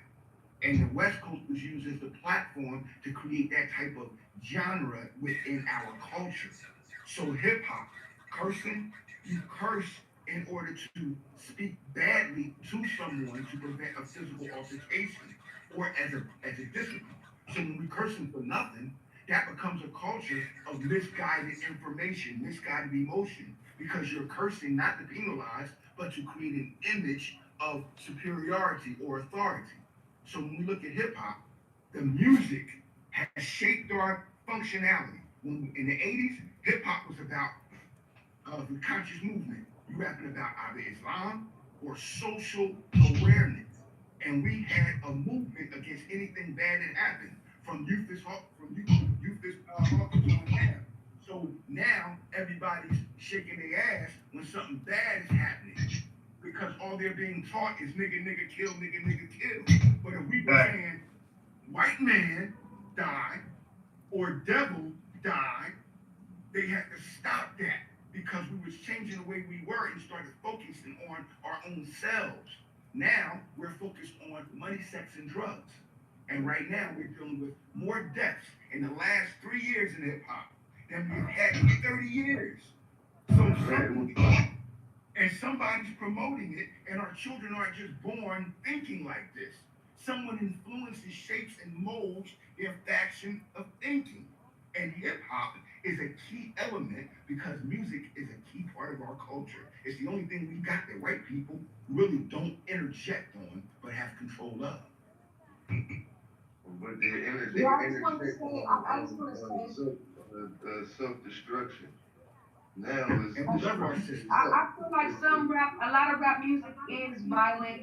A lot of rap music is self-destructive. But you know what I'm saying? I'm a serious hip hop fanatic, so I can touch any basis when it comes down to hip hop. I grew up off of pop, obviously in the 90s, but a lot of my favorite music artists and actors and shit come from the East Coast. Shout out to Pop is from the East Coast. Pop is from the East Coast. We know we're not gonna debate. Hey, we're not gonna go there right now. We're not gonna go there right now. What I'm trying to say is, when I grew up in the 90s. I listened to everything that was hot in the 90s. That's from pop to DMX to Dr. Dre to Snoop to, Jadakiss, whatever. Shout out to Jadakiss too. I like him because he's conscious. But the point I'm making is that a lot of that shit I wasn't supposed to be listening to as a little kid. I wasn't supposed to be listening to no Pac and DMX and shit. But it was now. But I don't think it's all blame on the music. I think a lot of this shit is the black men. They supposed to be our leaders and stuff. And it's not just West Coast. I love West Coast and East Coast. Fuck all that. You feel me? Because I think it's just like the social media. Maybe it's that because a lot of shit has changed with the social media. Because I'm a newer person to like really being a content creator, and I learned it's kind of demonic. Like it makes you want to like put on this certain image. I watch people on the social media a lot. That's what I believe. All right. Okay, my question is real. Hold on 1 second. Somebody says, did the mall have surveillance cameras or not? Yeah, the mall probably did, but the mob car people, they own the place. Right, and the mall cameras won't be released. Right, and also to the follow up with the sister, what she was saying, like she was saying about how the men, and we agree on that. Now, my question too, on the flip side, what do you think about these new age women artists that are portraying this more of engagement of this sexual activity? Because they are part of the balance too. To keep it 100, because I'm not a biased person. You feel me? Like I said, I probably support men actually more than women. I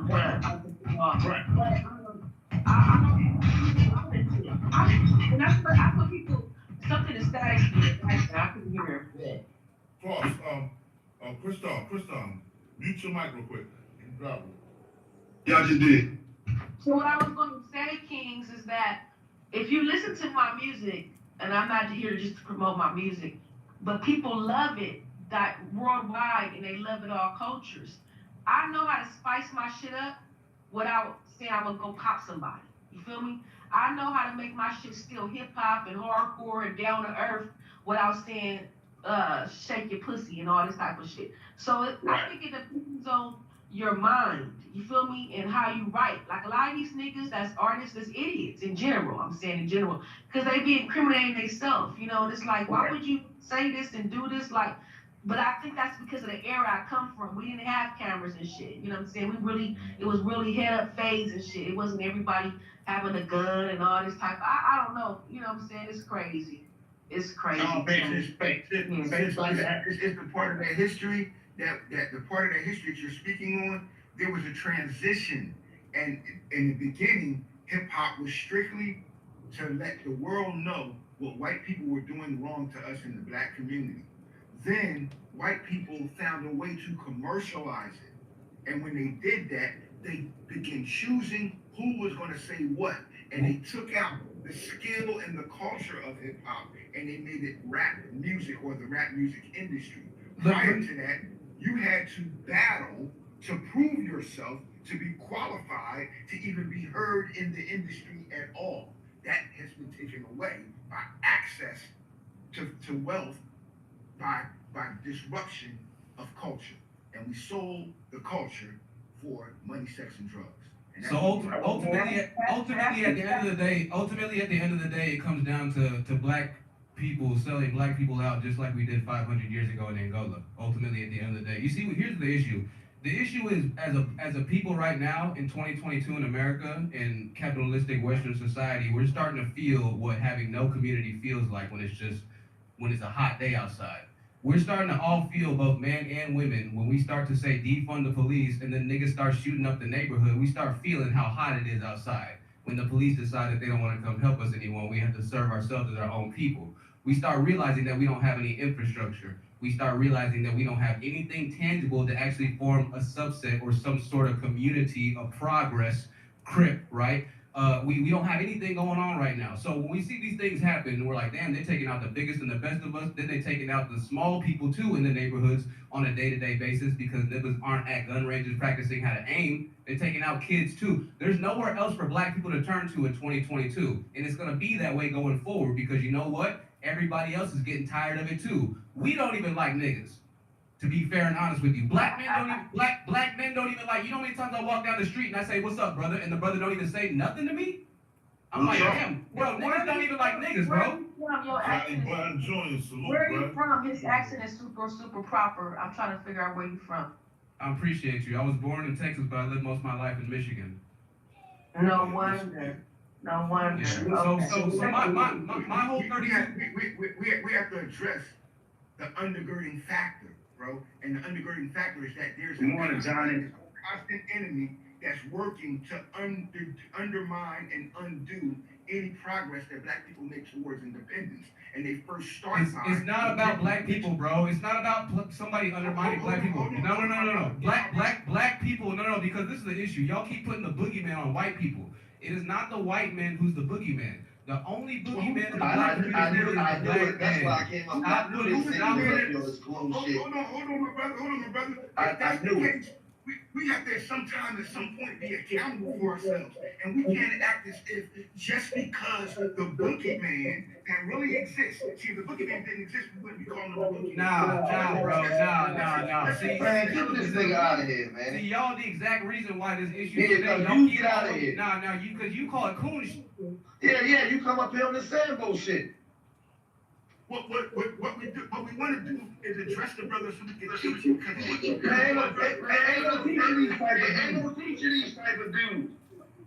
Oh, yes, there is, because I believe he's a seeker of knowledge. Right. Because of that, we can dialogue in order to get in for what's missing. No, somebody echo it. They got to turn on their back. All I'm saying is that the brother has to understand that as much as it is our finger pulling the trigger, it's not our mind controlling the body.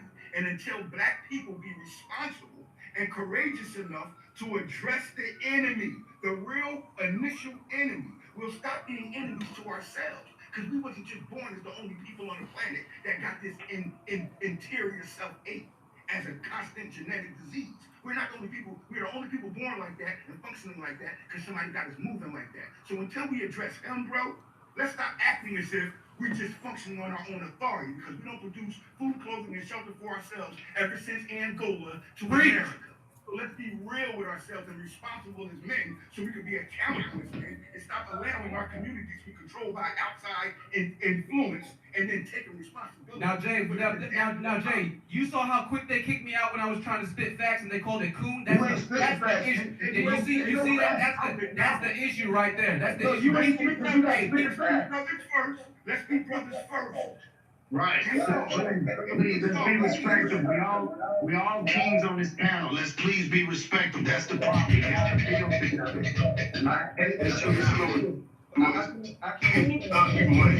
I'm out, y'all. I'll talk y'all later.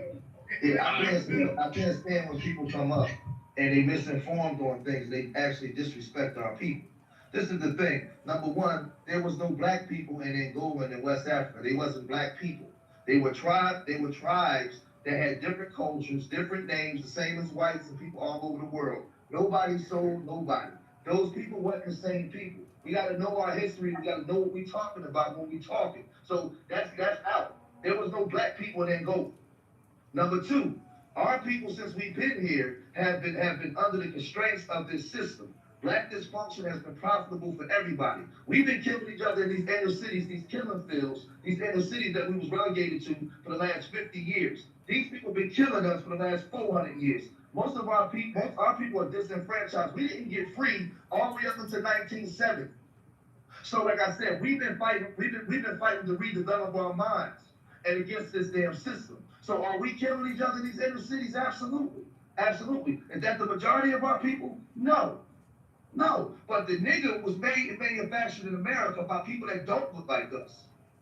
So what I'm saying is I don't like when our people get up here and they start talking about the white man ain't the boogeyman. First of all, most of our people suffer from fragmentosis, acute white infinity syndrome.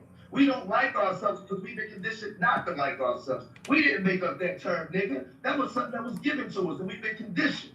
So we gotta, they wrote in their writings, and King Leopold, if you put this on them, they would take them 300 years to get themselves out of these mentally constraints. P.W. Walter said the same thing in South Africa on how to break the neck. Epic Grand, let me ask you something. Hold on, I'm getting in my plate. So all I'm Let me saying, ask you a I'm question. holding my plate, I'm done here, 30 seconds. So all I'm saying is this, when we say epic rant, right? We gotta look at these inner cities that we live in, that we've been relegated to from the South. Who benefits economically from it? And are economically elite. How come they don't even work together to build anything because they don't even like each other? It's mental conditioning. So that talk that you talk, you talk as if you're elite. How many black men are you working Oh my God, with bro. to 30 create a seconds, bro. difference? Are you done? All right, listen. I'm not even saying I disagree with some of your points, bro. I agree with some of your points, bro. All right, you're not done. Go ahead. I'm not talking, I'm done.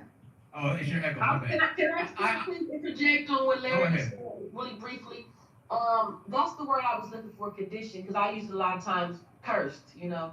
But we've been conditioned for so long, and I'm actually a black female that actually made it out the hood almost 20 years ago. You feel me? So most of my neighbors are elites and entertainers and parties and all cultures, you know. Somebody's phone's echoing. It's echoing. We got an echo. Can you hear me now? Yeah. Well, somebody's still echoing somewhere. Yo, if you're not talking, just put your mic on mute. Yeah. So like people feel like the fear. A lot of us have. I'm gonna go out and come in, okay? Put the link up. All right, so here's what I wanted to say. All right, I just want to say this. Damn, somebody's echoing. Hold on. Who got the YouTube on the background? Hello? All right, it's good now. No, it's not. Somebody echoes. Somebody got the YouTube on the background. Hey, Mecca, turn off your YouTube. I don't have my YouTube. You see what I mean? Like, we can't even come together and turn off and have good audio quality on YouTube. We're talking about taking over capitalism. Let me say this. I wanted to say something, Jay. I agree with some of the stuff that you said. The problem is this, though, bro. The problem is this. Damn, the echo's throwing me off, bro. Hold on, let me see something. Hey, yo, can I turn? No. Everybody gotta mute up. Yeah, hold on.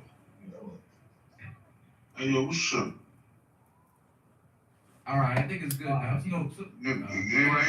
It is what it is. All right, so check it out, Jay. I agree with some of the things that you're saying, bro. I know that it is conditioning. I'm not saying we haven't been conditioned, but let me ask you a question. This is where the yeah, I hear you. Can you hear me? Yeah. Okay. This is where the issue comes in. I'm not saying we haven't been conditioned, y'all. We definitely have. But why is it that we were the ones that were able to be conditioned for 400 and 500 years? Ask yourself that question, yo. Why is it that we were the ones that are in the books as being slaves, and not Asians, not Latinos, not white people? John, hold on a second. I'm just saying, why is it us? One second. John, that's true. You got to come in and come back out. You echoing, John. Yeah, all right, go ahead, y'all speak. I was gonna say, first off, I'm listening to everybody. Let me say something. Okay? This topic is about this young man that lost his life in a tragic way. Okay? Right. That's what this topic is about. So how did we get to it's the white man fault? You switch the topics. How did this topic switch? No, it's all a part of it because we're talking about the conditioning of black people. It's all a part of it. That's not a part of it. You said it was about the conditioning of black people through the hip hop, but by white people. That's why we're talking about white people right now. You said that white people took over hip hop and reconditioned us. That's why we're talking about white people. You talking about white people? No, you are the one that. So guys, Get you out of here, man. Hey, yo, listen, hello? He broke up the whole bill. We need a bill. I watch y'all. I watch y'all on the regular. I've never, even when y'all agree to disagree, I have never seen y'all react the way y'all are reacting when the top 28-year-old boy lost his life over something senseless, and that Duke the Jeweler dude was with the same people when he got killed, and we gonna sit up here and not figure out how us as black people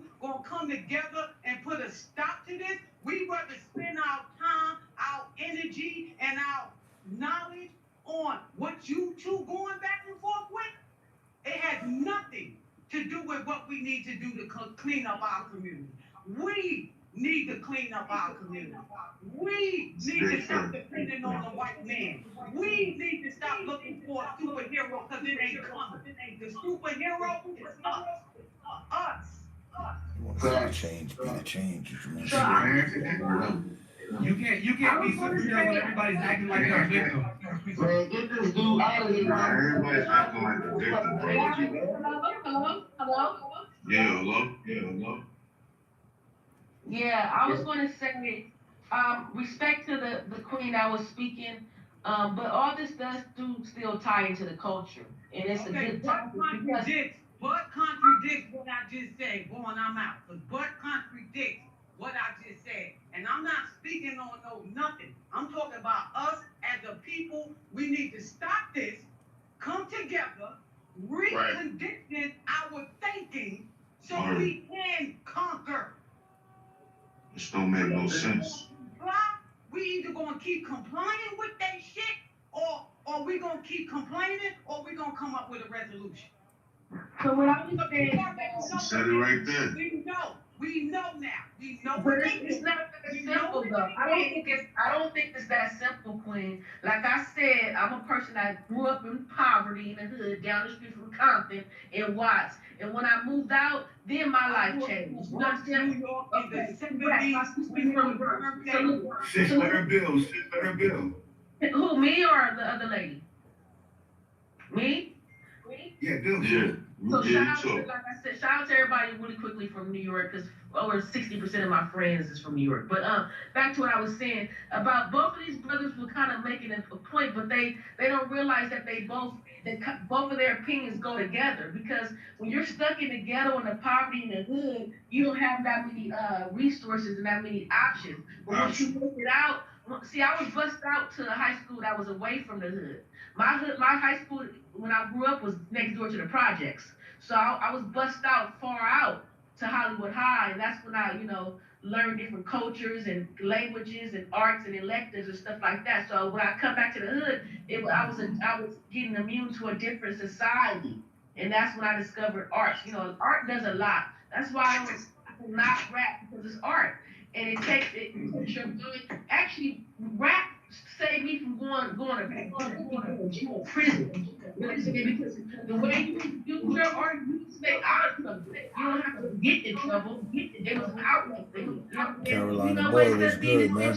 Let's go write an album. We're gonna make a movie. You feel me? You know what that did for you? Hey, can I say something? Hello? What's up? Mecca. Let my man speak, because he was up here a long time. Yeah, I was, shout out to everybody. Good morning. I don't know where everybody from. You know what I'm saying? I'm from Jersey. But I'm down North Carolina. You know what I'm saying? Shout out to everybody on the chat. Shout out to everybody in the boxes, whatever. But at the end of the day, it's my personal opinion. And, it is what it is. It's our lifestyle, man. We come from a nothing. We come from, as she said, poverty and everything. But it's a certain part of lifestyle that we obtain in life. And we reach a certain status, certain things just gotta stop. But you can't tell an adult what to do. Everybody grown nowadays, even kids. Everybody wanna be grown. Everybody wanna be this, egos and all this type shit. Once that stop, that everything will stop. You know what I mean? Because you take somebody from poverty and give them all this millions of dollars and all this type of shit, or they potential how they went and they got this money, you can't tell them nothing. You can't tell nobody nothing. So it's our mentality is within ourselves. When you start with self-discipline and things that that will take you out your focus and knock you off your angle, even your own circle. Your own circle sometimes will bring you down. You know what I mean? It will bring you down, just the energy. And that will also cause a lot of things to be gone. You know what I mean? A lot of things to be out the way, man. It's the change within you and change, who you around. Cause all that energy right there is gonna end up in the grave or you're gonna be in prison. And the only two options, especially if you're a black and a Latino name, come from the hood. Right. You know? And when it's all said and done, it's sad because I just saw that damn interview before you know they came out, whatever. You know what I mean? That's hard. It's hurt for everybody around the world, especially hip hop. And as far as hip hop, you know, they control the narrative. These crackers, they waving all these type of checks and you know, putting all this bullshit out, and we sucker for that shit, man. We sucker for that shit for no question. They wave any little crumbs. They give us crumbs, you know? And we take that shit like scavengers, and we think we top of the food chain. But they looking down at us like, look at this motherfucking monkey, man. Behind closed doors and shit, all that type shit. So all that shit we talking about, man, we can control the narrative by stopping that shit. Exactly. You know what I'm saying? We can control the narrative. We cannot let these motherfuckers wave all these checks. That's why they try to knock Boosie. They try to knock we go independent. We getting our own bread. We getting our own paper. You know? If we can control that and not let let the money, because now I said it's the money, man. It's the money. And I think you're right. The money will definitely demonize your mind, man. You're right. It will demonize you, man. You understand, a lot of people never had nothing, so they see that. I know that. That's what I'm saying. That's the outcome. That's the outcome of the situation I'm saying. I just want to say one quick thing that nobody has said. You gotta understand, like, this is not really our country, so it's kind of all a setup. You know what I'm saying? Like, We the biggest owner of the criminal earth. That's what I mean, man. We just don't run the country. Yeah, we just control everything, man. Like, you see how ants work in the town, yo? Let me ask you something, yo. Now, listen to what she said, though. She said this is not our country because this is not our company. And what we're missing out on is why we go back to the beginning and why we're talking about white people, because the whole social construct that we're functioning under has been put in play by them. I'll say it simply. That's real. Life is a game of chess. There's certain pieces of value and there's certain pieces that are expendable. Black people have never stood up and taken their rightful place in the world, so we have always been the board that the other pieces play chess on. Until we stand up against the game maker and make the game for ourselves, we'll keep playing the way they got the program going. And that's the conditioning that has been from the beginning. So our country is really a corporation, and we don't understand that we are the gross national product of this corporation. We sell, we buy more anything. Being a product and become a producer. We can't go for self until we have food, clothing, and shelter, and an independent activity of commerce for ourselves. Or we'll always, anyone that provides food, clothing, and shelter for you is your master, because he controls your life, your survival fashion. And we gotta stop being ignorant to that guy while building on ourselves. The only way we can change ourselves is addressing what the enemy has done to us. And if we're not gonna address that, then we're gonna keep on running around chasing our tails like a proverbial dog that's sitting there waiting for a bone. I want everybody, listen. Over and over. Listen. Action. Hold on. Everybody who's in here, addressing it. That's what we are talking about. What's the mic, y'all. One person at a time. Hold on one second. I want everybody to like, subscribe, and share. Like, subscribe, and share. If you want to donate, you can donate, but like, subscribe, and share. We trying to blow this up to where we need to. Peace. That's real. That's real. We need that. Hey, Jay. Self-imposed. Can we get one speaker at a time, please? And not everybody trying to talk over each other. There's that in addition to the I'm a little younger today, but I'm really trying to pick up, but I can't on everything because everybody talking at one time. Let me go real quick so I can jump off. Hey, John, I apologize for cussing on your platform too. My bad. It got me turned up. Um, You good, man? yeah, I just want to say this. Like when we had these conversations, you know, a lot of times it gets emotional because we're looking at what we're doing to each other. But because we lack knowledge of our culture, this is why we respond in the way that we do. And you get a lot of different groups. Like this one sister said that she had to leave the hood to go get proper education and learn languages because they set up systems where we wouldn't be reliant upon each other. We don't need each other for our survival. We have to go outside of ourselves to get it from everybody else. That's still a form of bondage without the chains on you. That's why we got to know our history. We got to study our culture so we don't fall for those shenanigans. We have the culture dictates how you treat each other, how you operate. We are far from that, so that's why these groups can financially fund this music, the music that we're using to weaponize against us, because we don't have a culture that tells it no. I ended with this. I tell the young people, as a young brother was just speaking, go read the miseducation of the Negro. They condition you to believe that the so-called niggas committing all the crimes are the worst ones. Go read chapter 6 of the miseducation of the Negro and read about the educated Negro. I want you to understand this, my young brother. In every community, every ethnic group, the best of that class build communities. The educated, the most educated, all the people that understand economics, they build that community.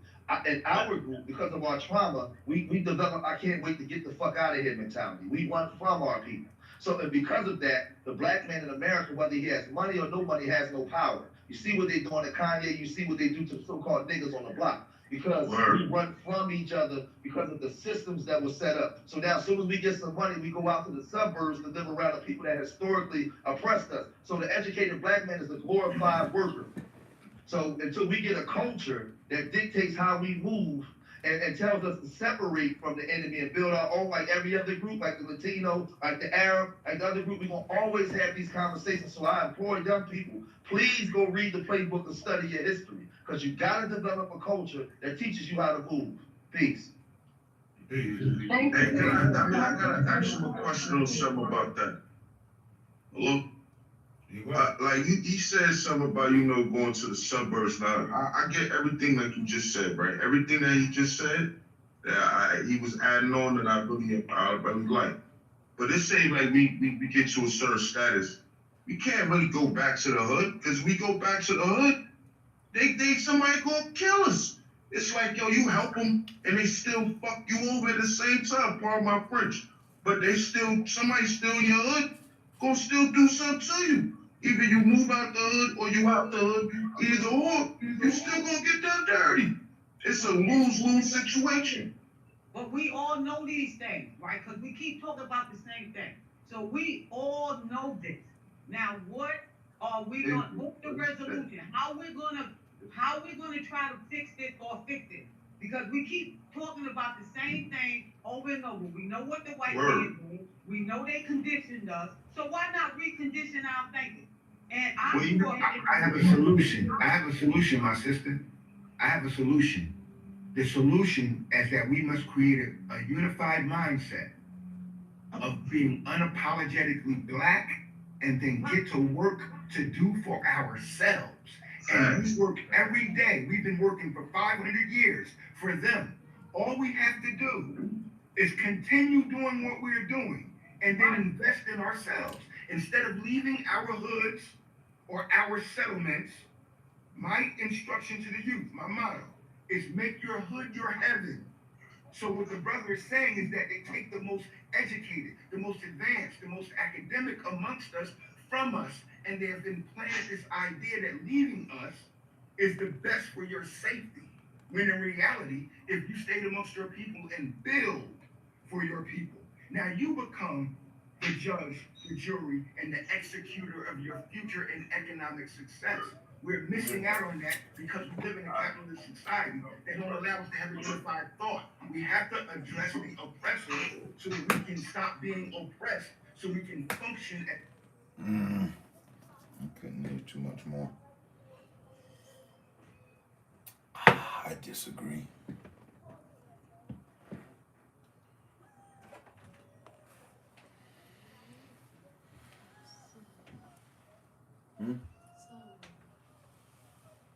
Problems? Something happened. We couldn't get to park in their lot. Something happened. Wait, what? In front of our building.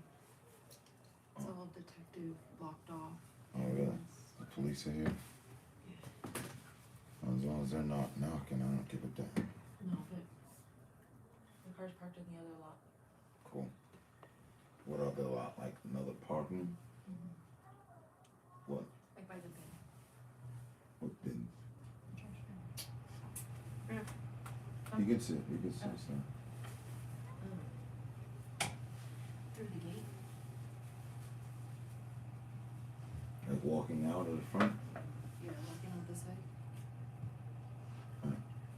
I'll figure it out. Where we used to park. I'll put on the other side of the gate. Okay.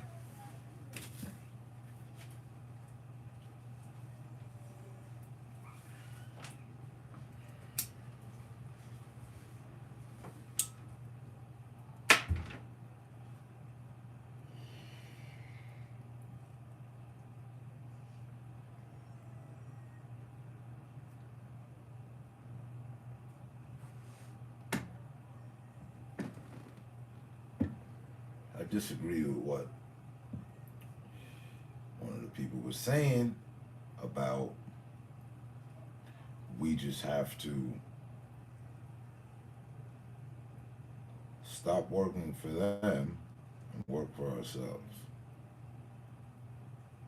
Sounds good, but it's impossible.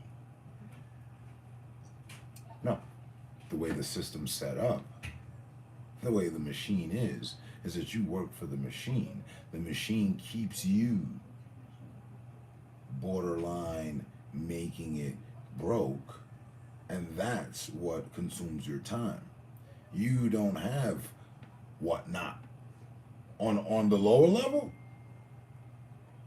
you don't have enough to fucking put away nothing to be starting your own shit. Oh no.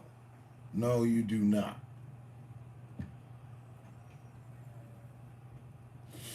And for the middle class, the extra change that you got, you fucking spend on yourself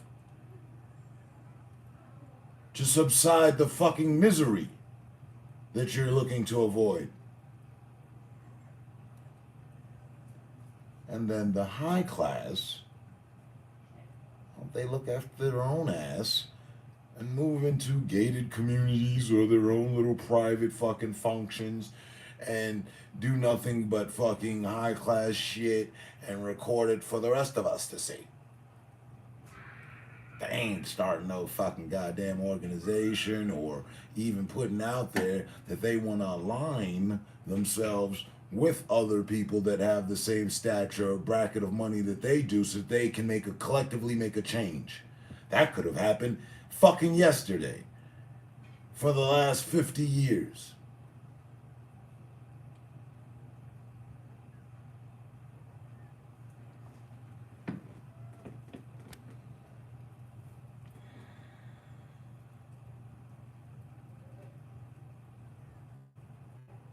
Yes, that's what I'm saying. So all this pull up by your bootstraps and just make a conscious decision to stop feeding the machine and create your own machine is preposterous at this point. That would have went well way back when, and I think they did that, and then the whole fucking place got burned down. There's a whole instance behind it.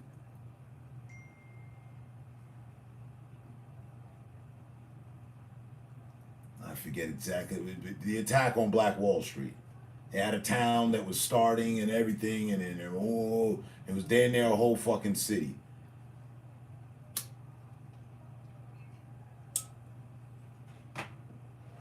Now to reenact that is impossible. We don't own the land. This isn't Fresh Start.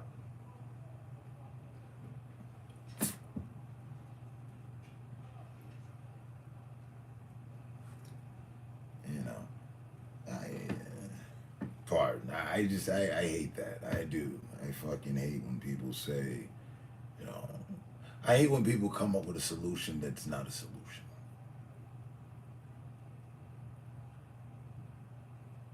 that's unfeasible, that's unattainable, that's illogical. Sounds good? It does. But when you place it into reality and what is what, oh, it will never happen. I'm pretty sure they cut off the fucking goddamn, they turned that into a dead end because they foresaw and they knew, well, if we keep them here like this and that, they can never. And every time and any time there's a lead, a movement of any sort, fucking snuff it the fuck out, keep them disarrayed, separated, and yeah, we will pick them off one by one, squad by squad, so forth and so fucking on. That's the plan, if nobody noticed.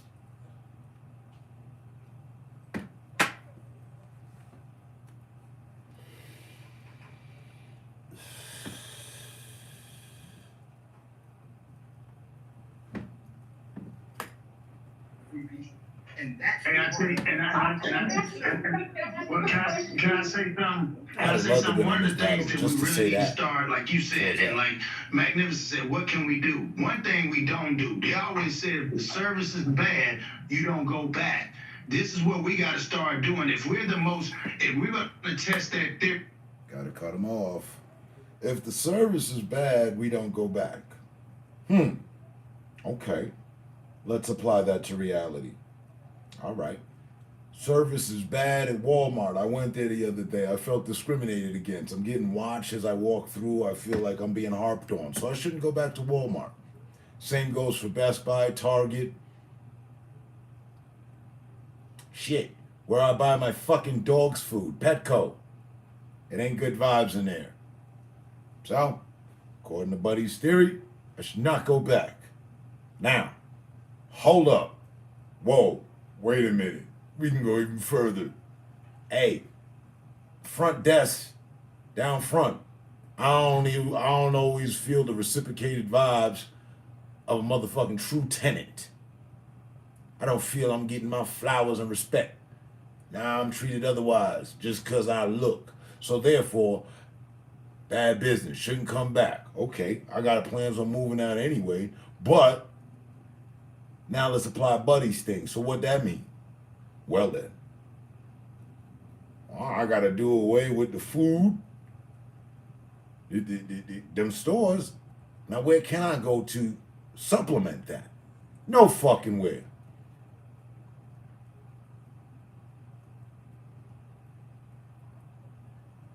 Are we not seeing the problem?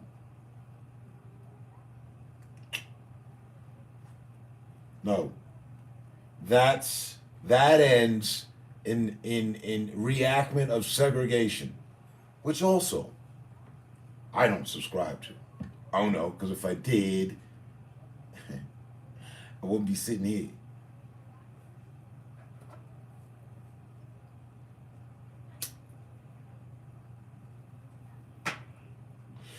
Buddy gonna go, I assume, on a tangent about how we need to keep to ourselves because we're the providers of a lot of these companies. This may be a fact. But that's only because out of necessity. There are no other options.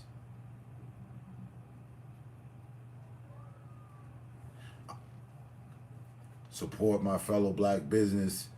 Okay, no problem. You mean Buddy on the strip selling t-shirts? That's all he got. He ain't got underwear. He ain't got socks. He ain't got pants. Hey, I'm gonna help out. And maybe if we all continually chip in and help out, then he'll have the remaining, the other things that we all need.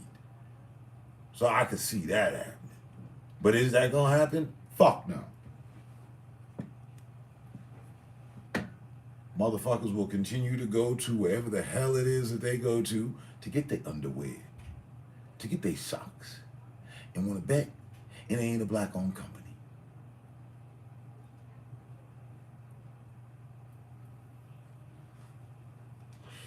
I'm still one to subscribe to the idea that Fruit of the Looms and Hanes was down, if you follow the money and their actions, was down with slavery back in the day. They ran plantations. How are they the fucking controlling all these cotton gins these days? Who handed them the keys? They had some made way back when. That's all. It just looks colorful and different now. They got Michael Jordan and Kobe and different people to distract you. But if you follow, I'm thinking, I swear it, where are these famous, infamous cotton gins that all the slaves were picking cotton for? Where's the fucking profit? Where's the money? It just went away when slavery went away and motherfuckers went broke? Huh. No. That was one of them too big to fail businesses. So who's the face of that now?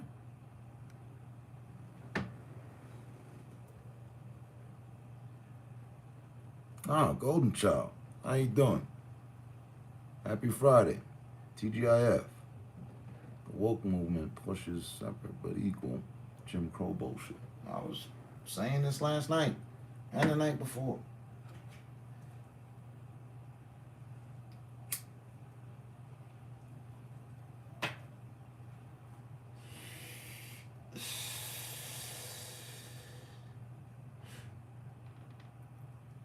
Pardoned again.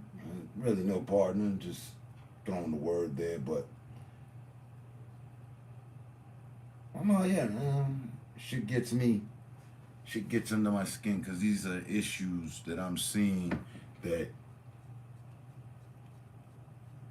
I've been addressing for years, smooth decade, and to see the masses, what's left of the masses, coming around and echoing that, but still not practicing that, bothers me, you know.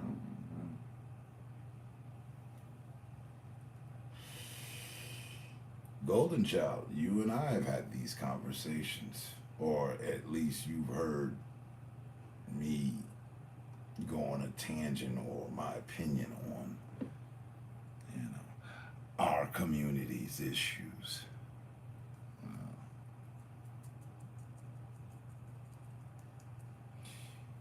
I have a select vibe about said matters. White, black, brown, Asian, every single person is getting fucked around. Right on that old blue blood runs, right on that old blue blood runs the country.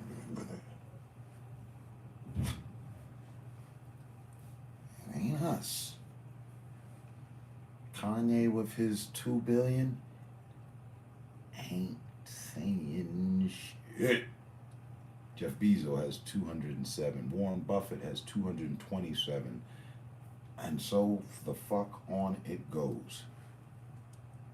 Okay, he's the richest of amongst us. He's the richest and they just fucking tanked him.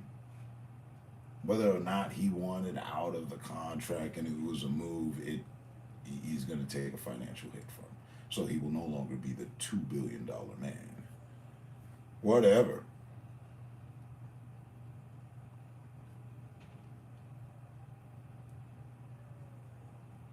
But that is the scope. 225 versus your fucking 2 cents. 2 cent opinion. That's the value marker right there. 225 billion versus your 2 cent opinion on that financial scale. So, when he says he wants to do X, Y, Z, whatever, sounds good sometimes. But actions is what speaks louder than words. And like I said, it's been a good solid 50 years. Forget Kanye. It's been a good solid 50 years that a move that the elite of our community, the elites of our community taking lead should have done. They should have collectively unified their financial efforts for cause and effect for the future of our community, of our people, whatever, however you want to end it.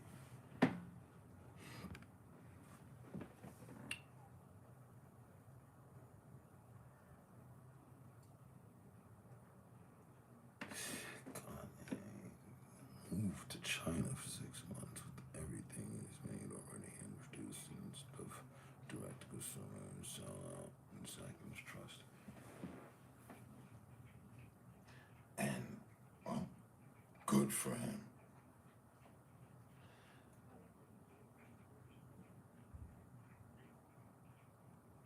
But I'm sure in that move, there is fault to be found. Okay, so wait.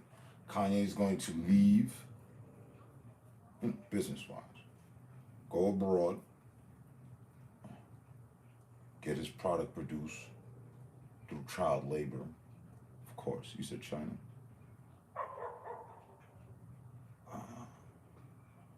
Cheap labor, cheap cost, of course.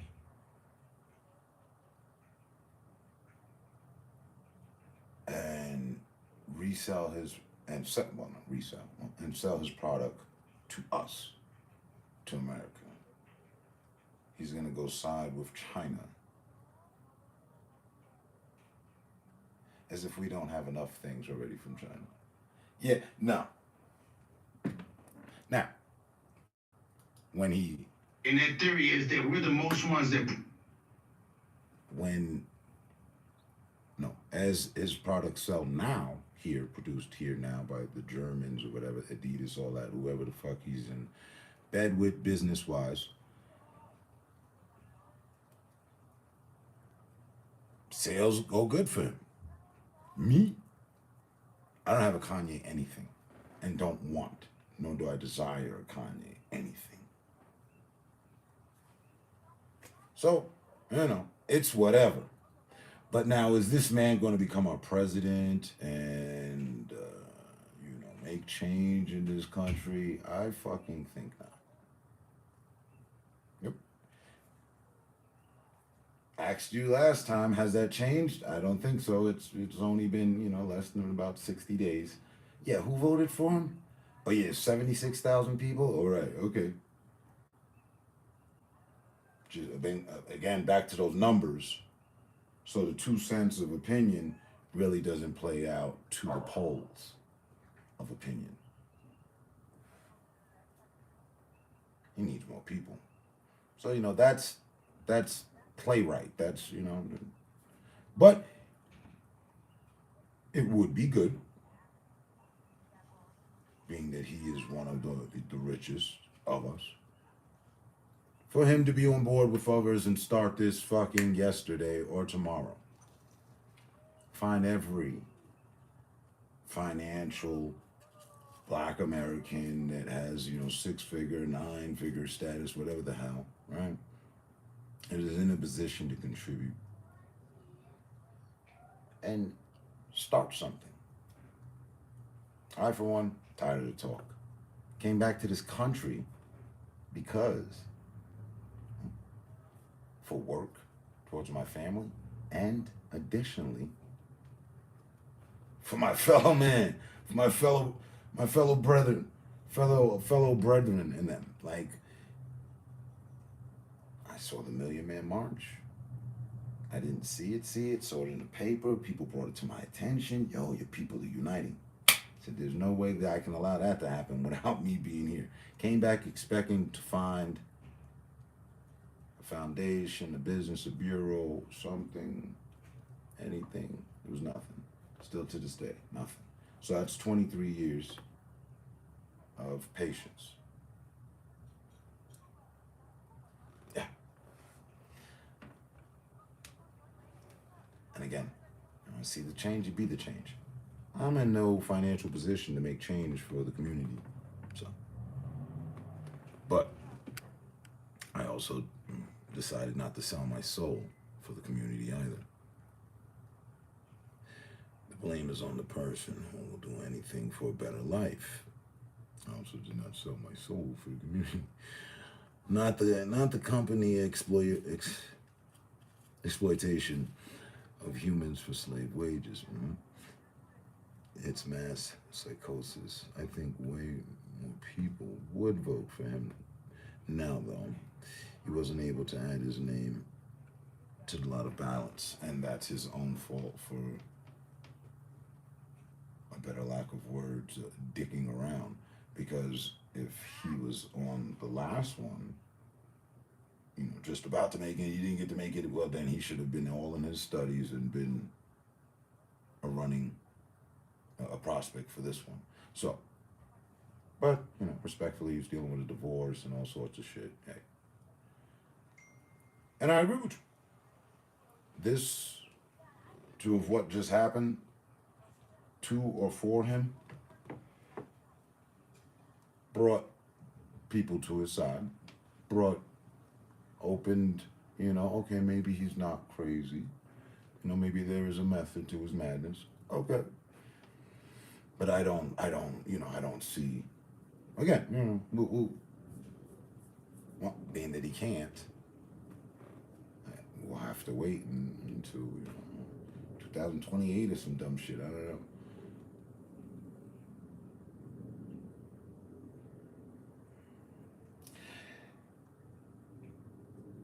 He's had a lot going on. He's always had a lot going on. He needs to sit down, chill, and assess and do some shit. Enough talking, enough snatching the microphone and making the spectacle and pointing out. That's good. That's don't keep telling me things I'm already aware of. You gonna do something about it? If not, well, I guess go ahead, continue to complain.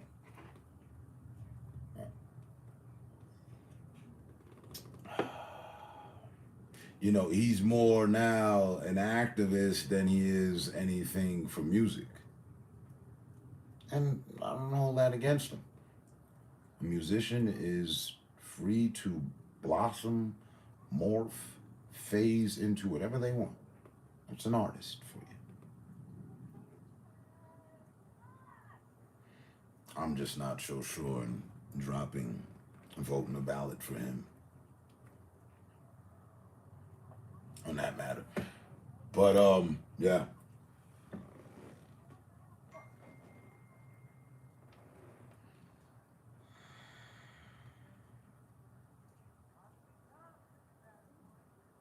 Like, didn't he, Kanye, he bought it for Quavo, I think. It might have been Takeoff. He bought one of them, like some $1 million vehicle and shit.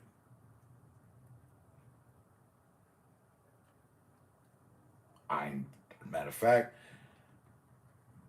I remember a bar of theirs where they said something niggas be talking about yay, but we got love for the bro. Don't ask us to respond for a grown man. Ask him something. Like, it was back to this Migos thing. You'll be surprised to hear I agree with what's his name? Buddy I didn't like. I don't like him now either still, but and no playroom shit. YouTuber. Oh my god, what the fuck is this dude's name? Kid with the glasses.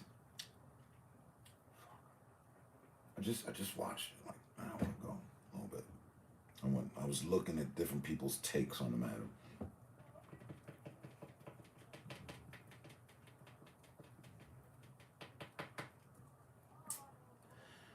He had the situation with yes, Hassan Campbell. Yes, him. Yeah. Academics had the best breakdown. I saw that too.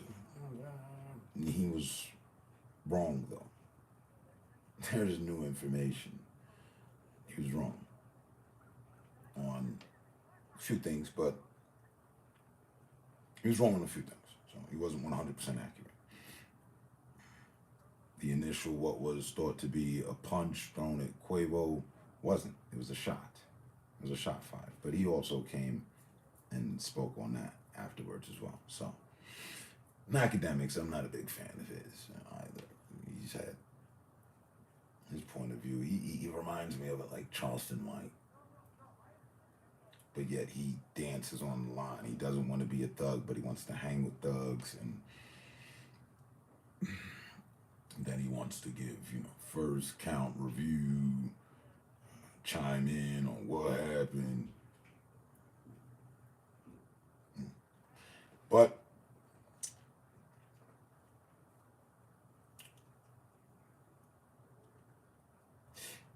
and I also watched him get punked just now. He got punked. He did. Thus, why I'm with Hassan Campbell. Jay Prince, or his son, or someone, called, hey, fat boy. Yo, shut the fuck up. You continue talking like you are, and you won't be talking no more. Now listen, get the narrative off of Jay Prince and all this and that, and just keep it on the narrative of it being unfortunate, possibly a stray bullet, not knowing what's going on, not being able to identify the shooter. And he came back with different energy. I saw it. Watched this. Oh shit, this nigga changed his shit, huh? Okay, he must have got a call. I believe that. Since they ain't found the shooter, ain't nobody came forth. Yeah, well, this is what happened, and ain't nobody, nah. And everybody keeping their mouth closed for a reason. And as it goes, for some reason, kind of like your boy, but not the same, not really. But that vibe, Jay Prince, I never really liked him. I didn't know who the fuck he was. When I found out, I didn't like him even more. Like, who the hell is this little ninja? The hand behind the scene and all that. Yeah, he leaned towards it. He leaned towards it. It's in his first joint.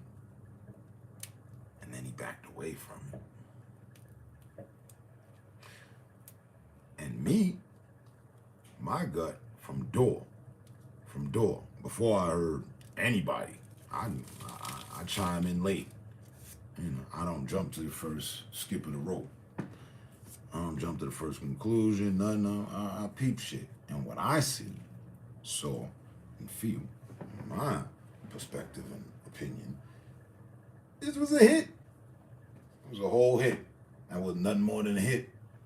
And boys were brought in, manipulated to let their guard down.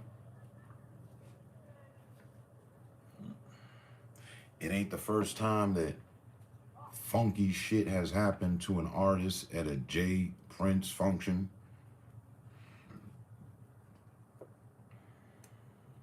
Nah. And there's motive. Jay Prince stands to profit. He owns them ninjas distribution. An artist is, so they say, and it's true, worth more dead than they are alive. Epidemics live.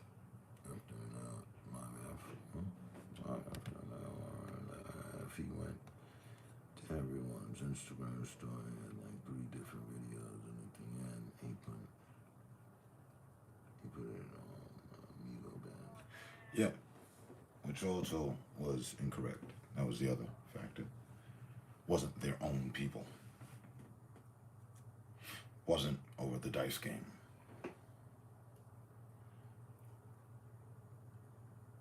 No. But nevertheless, what it is fucked up.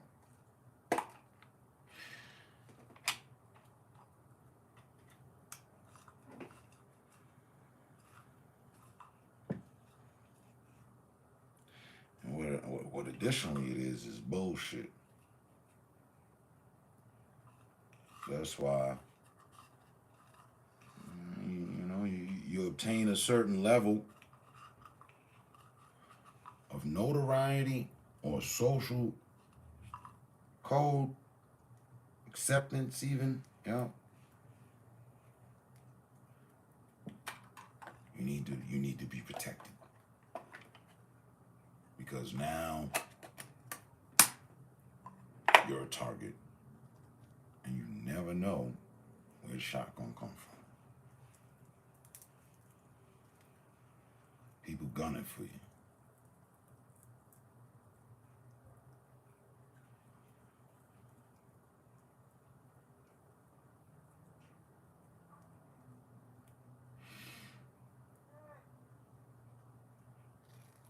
Puffy, Grime Lord. Suge Knight, Grime Lord. Add J Prince to the list.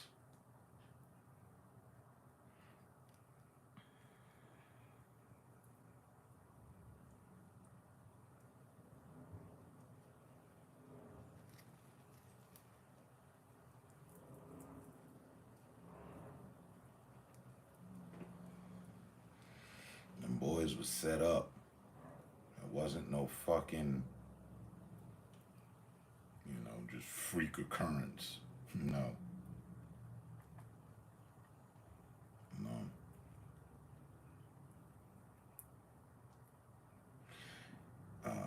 Young boy, NBA young boy, had gotten away from them before. They tried to do him the same way. J Prince and company. He got up out of there, though. He lived to tell about it.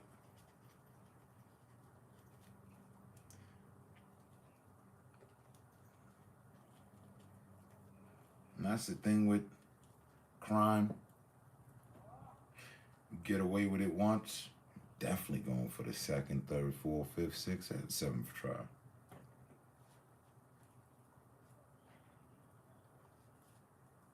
Until the well run dry. So that was his jacket. You mean tell me it's your birthday? You know you had to pay them, right? They ain't do no performance. They just came to hang out. You pay to hang. You get paid to hang out too. I mean, man, hang out with me on my birthday. It's J Prince's birthday, but hang out with my son and his crew. I'm gonna go ahead and catch some Z's, man. I'm gonna call it tonight. His alibi don't even make sense.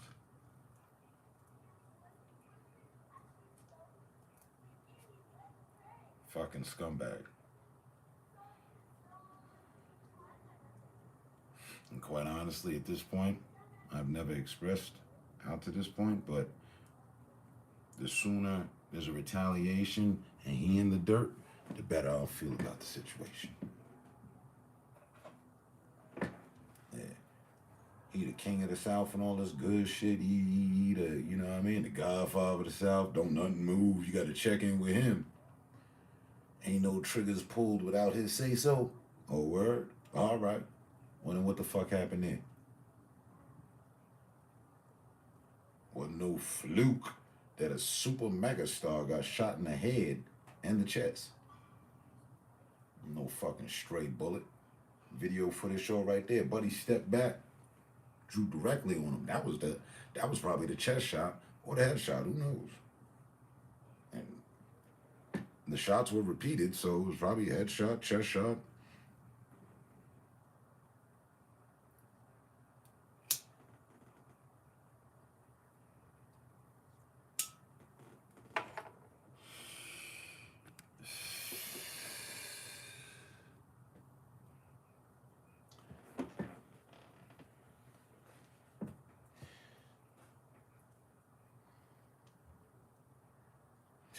They said it was 3. Definitely 2, possibly 3. Following the cadence of the shooting and all that. kind of hard to identify, because then you can identify if it were different caliber, because they sound different. There were 2 different calibers. They're thinking there was a third one. And that one gun that shows up in the video, you know damn well wasn't the only one on location. Guns went off.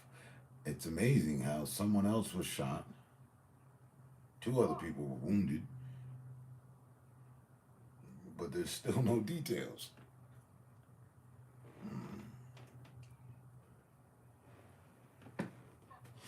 These dudes own the function so much they didn't rent it out. That's their shit. That's their bowling alley. They own the fucking mall. They got the footage.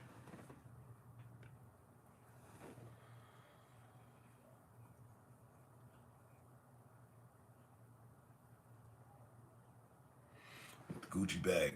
Yeah, no, not him. No, the other dude that was in the back seat. Right. I didn't, respectfully, I only watched to a certain point. I didn't go out and search out the videos there of his dead body and what have you. I heard that circulating out there. I don't want to see it.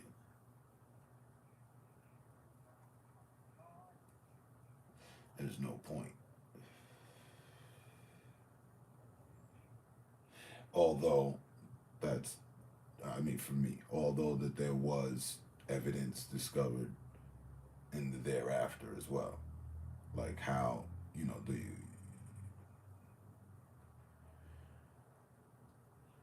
the air of the room, how people treated his remain and what have you. I didn't get to see that. I heard it wasn't, respectful at all. Thus not looking good for Jay Prince and his people.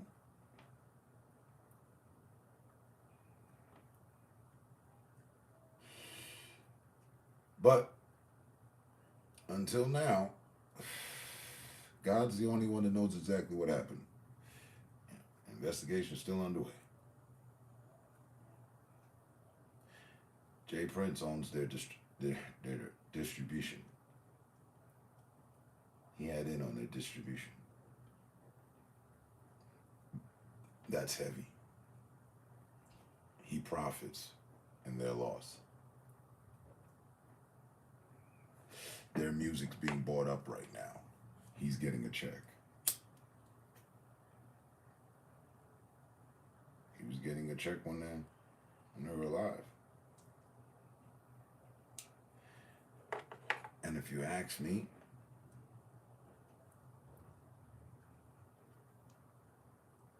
as a fan of the group, I felt they arrived to their height. They were about to hit a downside.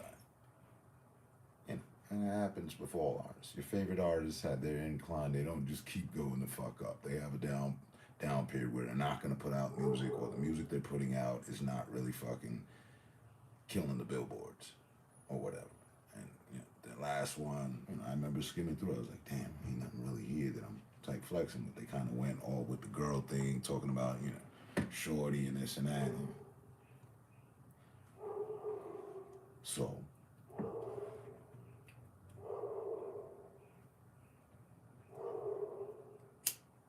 somebody could have seen that they were at the end of their thing, and now would have been a good time to strike.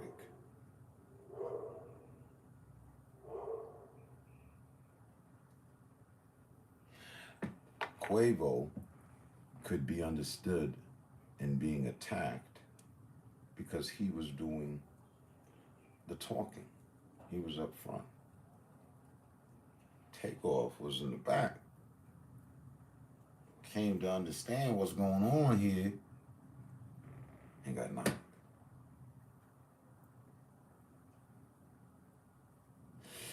Takeoff is not reported for having a weapon on it, nor bringing one, drawing one, brought it about. It wasn't no Migos standoff versus that. Nah, they were assaulted. They were attacked.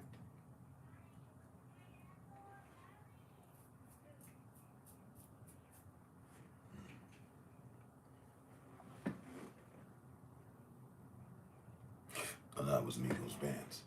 Yeah, I was misled about him in a way, but he has play in it. So no different than the XXX Tentacion situation. Was an inside job. One of his people set him up. Can't cancel that out. Yeah.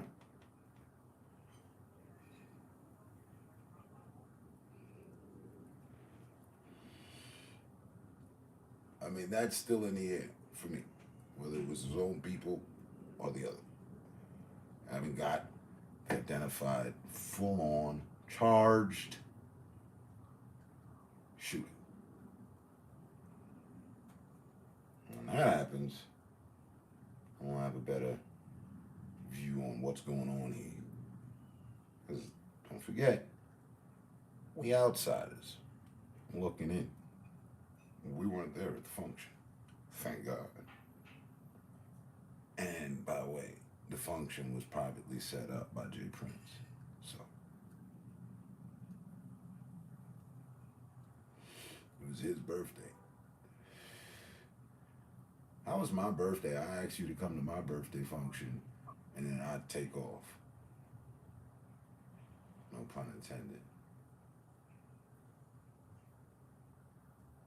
And leave behind people that I invited to my function. That's odd. That's real odd. That brings up questions. Where were you on the night thereof? I need to see phone records, all sorts of shit.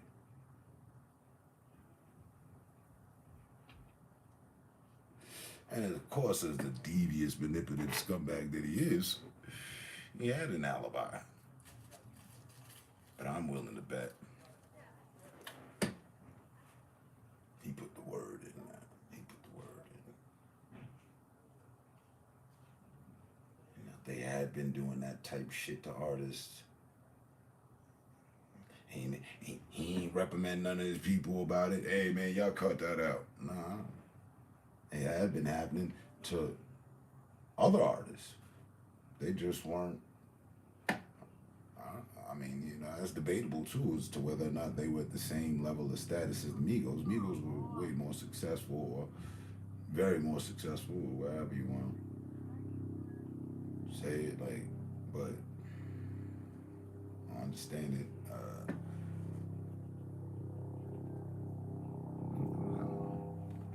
Them boys were set up.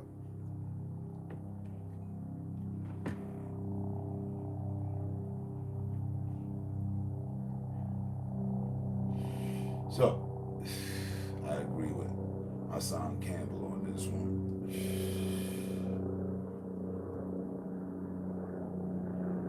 I do.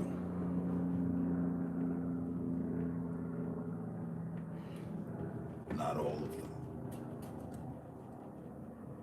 Not all of them. Some of them. Two of them, to be precise, step forth with their recount of what took place. Wanted to absolve themselves, and I ain't got nothing to do with nothing. It's unfortunate what happened. People are saying that this would happen, but that ain't what happened. This is what happened. I heard.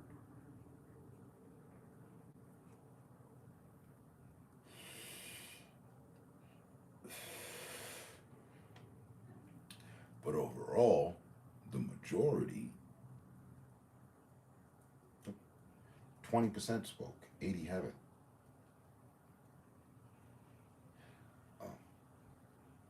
Half have, well, all have thrown up their condolences, but all have not thrown up accounts of what happened.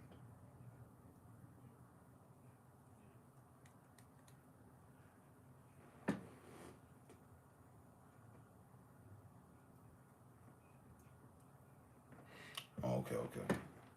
I see what you're saying. What academics was pointing out with the timestamps and what have you.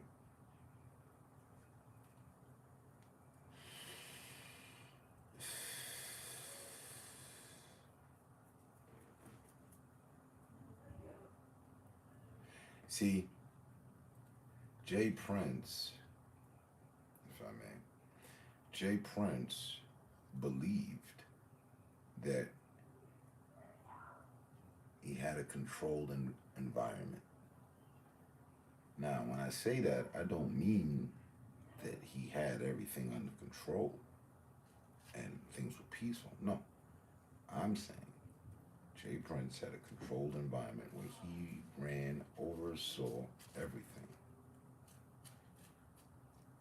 The cameras, everything. He owns the establishment, all that. So,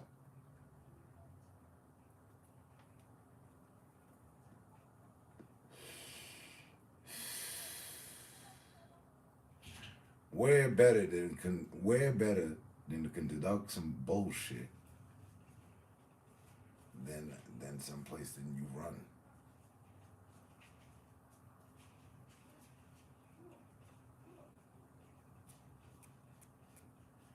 I'm sure of it. Hell, y'all do this over here. It's a blind spot, whatever. And thus, he slipped up too, Jay Prince, in his fake ass apology, fake ass approach to the thing. He said, wasn't? And he's very upset with the fact that someone leaked footage of the occurrence. Now, why is he upset? Why are you upset? Because he had a controlled environment and he didn't account for somebody videotaping shit.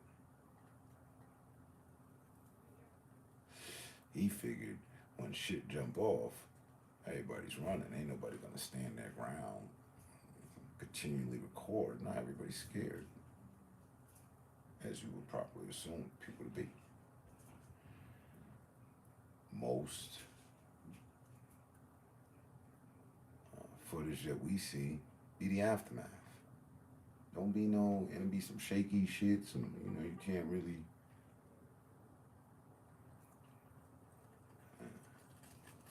But why was he mad at that? That don't make sense. Since you weren't there, you should want to know what took place for sure, to and through. It happened in your establishment, your place of business.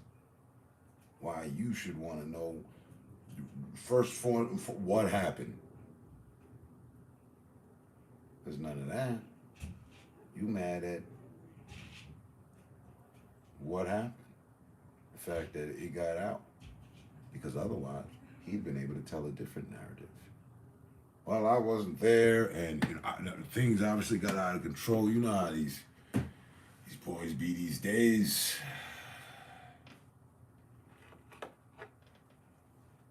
And the situation would be the same as it is right now.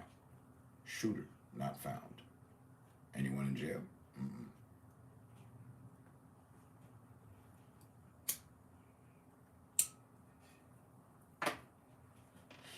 And if things are corrupt, as we know they are in this country, all you got to do is have some money. I think he's got a lot of that, I've heard.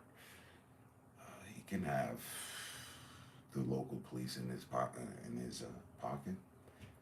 Oh, the footage? Yeah, I've only got, the camera 2 was down. I was about to get it fixed on Monday. I've only got camera 1 and 4. I took a look for myself. There's not much that really shows anything. If camera 2 was on, we would have captured more. I'd have more for you.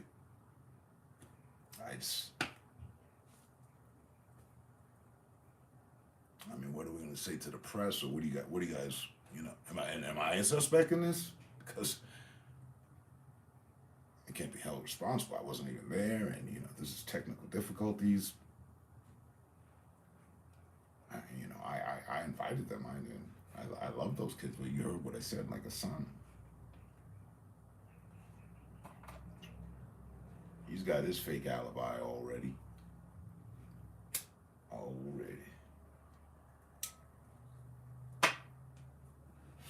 So of course he's mad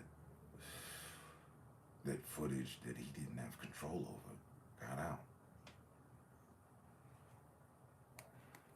And he slipped up by mentioning that. Now, I'm not happy with the fact that, you know, boo, boo, boo, boo. So,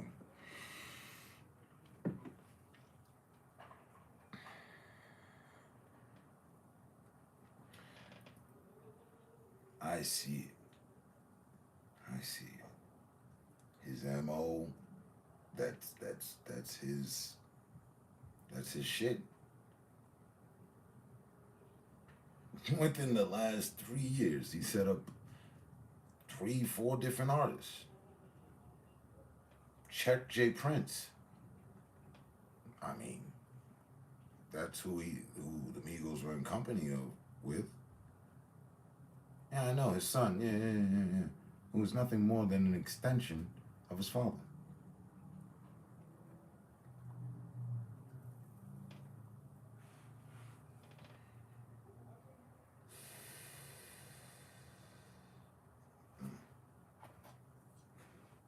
I've always, I never liked him. I didn't have any real reason. I just didn't like him. I didn't understand what he had going on. Yeah, J Prince. In fact, I ain't know much about Buddy until as of recent when he spoke out, and I was rocking with him on this right here. He spoke out on, I think it was the Breakfast Club or something, because I remember wanting to say, I saw, oh, J Prince, all right, let me see this guy, because I don't know much about him. And he was talking out about the groups that he oversees and all that. Woo. But this was the same time that Chris Rock got smacked by Will Smith. This was a week before. And he said, he was like, yeah, I'm going to have Lil Wayne, Nicki Minaj, the entire Young Money clique, and others. I'm going to get them all to perform on the night of the Grammys to show that we run this shit, that we're the it factor. Without us, that we're more important. And I was like, that sounds cool. I thought he was going to go through with it and do it, which made sense to the fact of why Chris Rock and Will Smith would have came up with that setup smack to outdo what J Prince was suggesting. So they interjected some drama. That's what I saw too.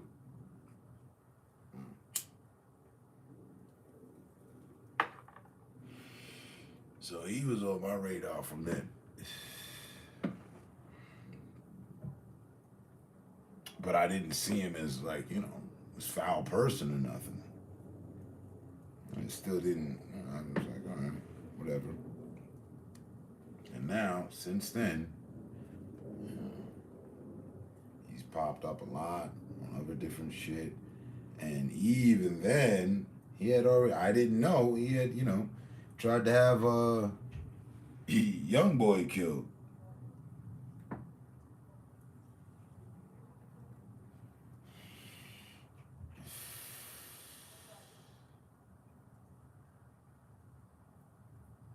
Check J Prince's history.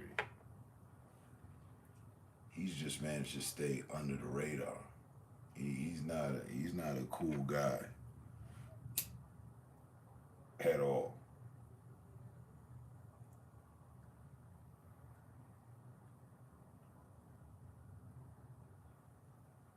And look, now,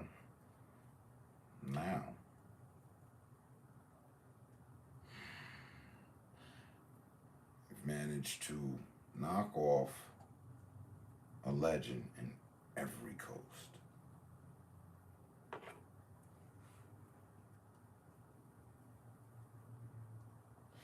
Pop Smoke, Nipsey Hussle, XXXTentacion, and Amigos.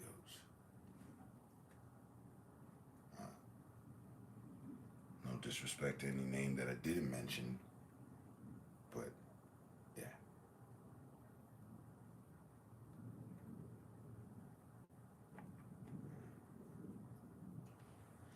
And from Pop Smoke passing, people made money.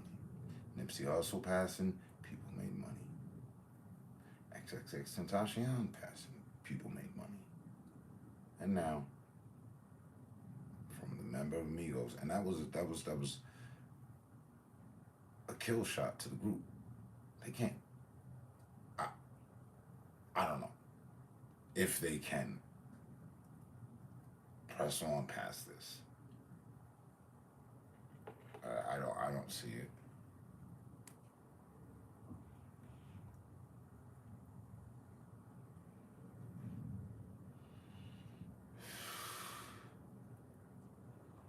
The only thing I could see them doing is the two of them getting together and making a track to tell what happened.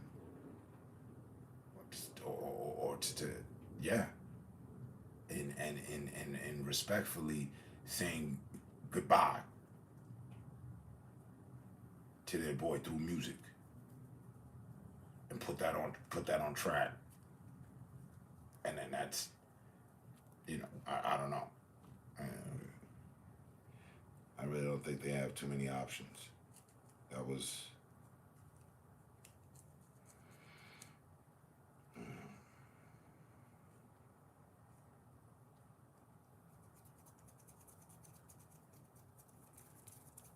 And there just wasn't nothing about except, you know what I'm saying? Like,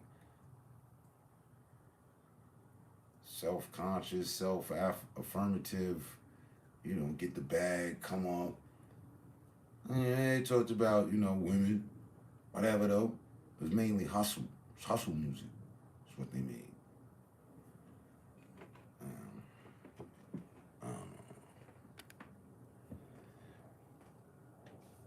Same old fucking expected and unexpected bullshit. And now everybody's scrambling for better understanding and a better way. But that's gonna be momentary. As always.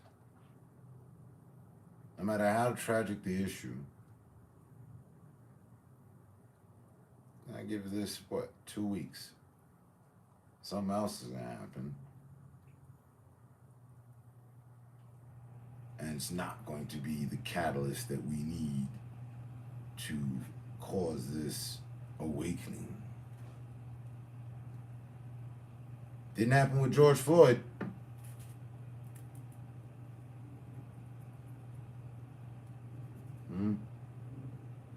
And yeah, almost forgot. But he ain't. That hit me. I didn't like that. I mean, I really was cool with him at points and some not. And that's cool, that can be. But real disdain was Kanye West's remarks to the George Floyd family. Like his addressing, did you hear that? How he addressed certain of the members. He was talking to one of the something, tried to fashion shame her. That hat you got, what the fuck does that have to do with apologizing? How do you disrespect someone that you're apologizing to? No, that's not how you apologize. That's not how it works at all. Yeah, so he on the hook for that. And that supersedes his wealth. Because George Floyd is no longer with us. He talking all this fucking malarkey about, if I die, you'll see there'll be a big change in, man. One of the members of the Migos just died. Where's the big change? Shut the fuck up.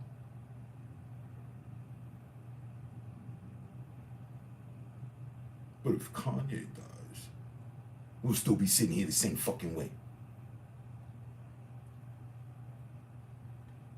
So don't speak on the other man's passing as if your life is held in some higher regard or more important, or would be the catalyst that the community needed in order for to bring about change. How fucking stupid is that? But the man's a genius. Right. Musical genius, okay. Fine. There you go, Here's your little musical genius award. That's it.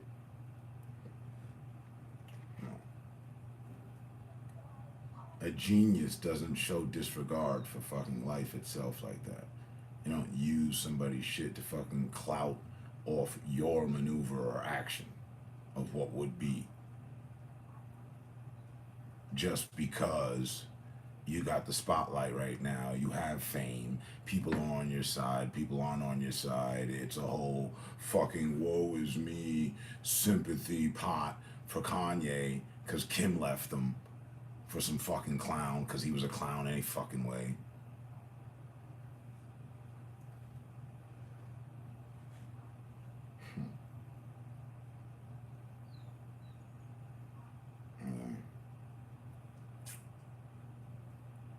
He should probably shut the fuck up and start some business with Russell Simmons that doesn't involve child labor and having people produce your product for cheap in order to make a profit off of people that you don't give a damn about anyway.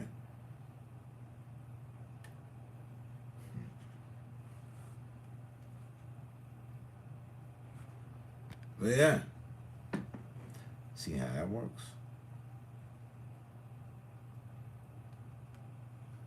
What'd he say? If I were to die, you know so. A super mega star just died. He was at 22 million. Kanye's at 2 billion. Okay, I guess that extra amount of money that he has over the love that people had for Takeoff, that money that he has would be the difference, because they killed one of our billionaires and we'd all go crazy. Like Kanye West ever put a fucking goddamn nickel in your pocket.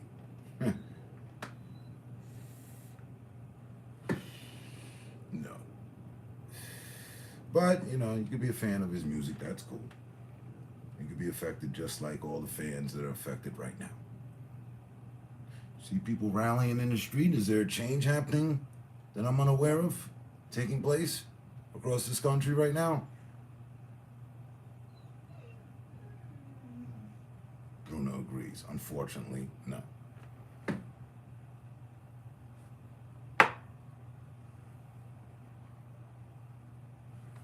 So.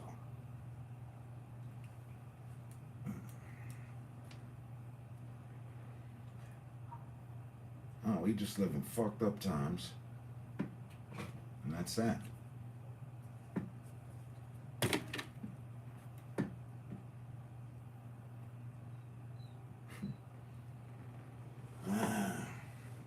Anyway.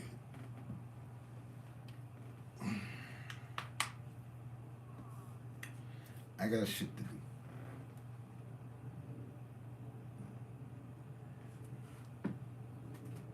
I will not let Kanye,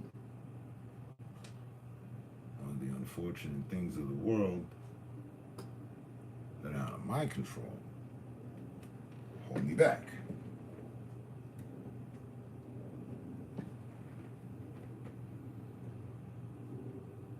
But my ultimate chime in is my ultimate chime in. It's been what it's always been. We need to do better. That's all. Really though, we.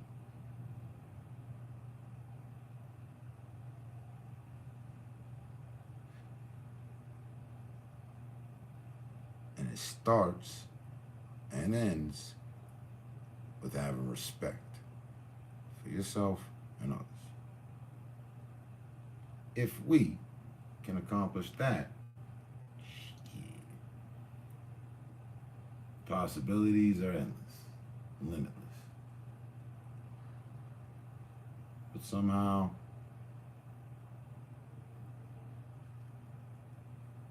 I don't see that happening.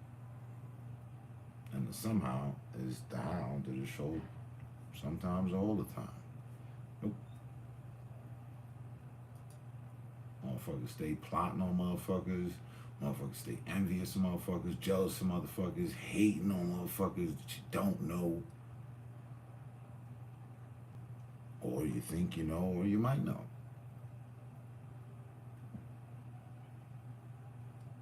Everything's a competition, a challenge.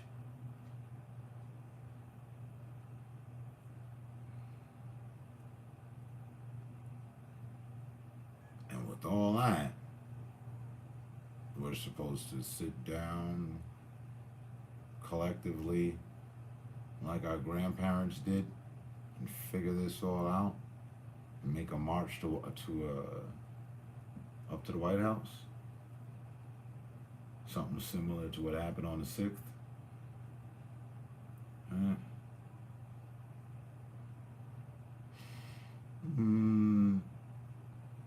I think not.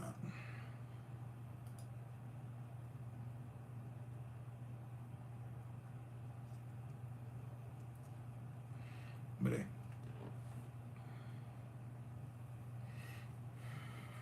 too much importance is given to fools. Kanye is one of those. I've been saying so for the longest. This is my personal belief. They call him a genius, this, that, and the third. And I don't see it. Nope. There must be something I'm missing.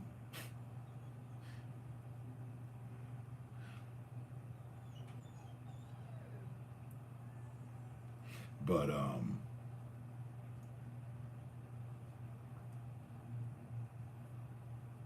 it's just also proof that,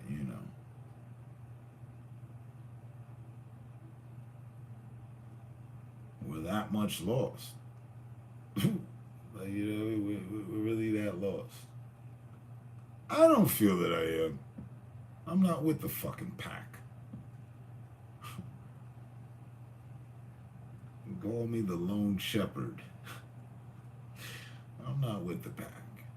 Kanye is not even in the lineup of what I hold in regards as a community leader.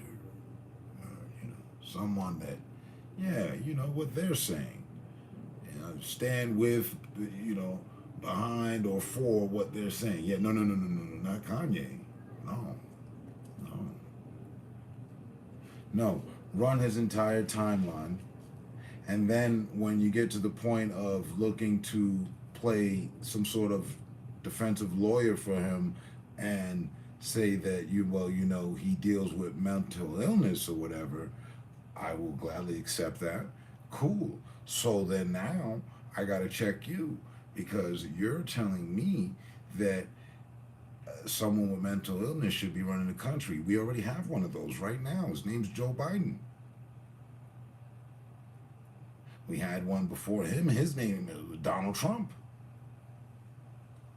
Just grab her right by the pussy. That sounds like a mental issue, a mental illness issue.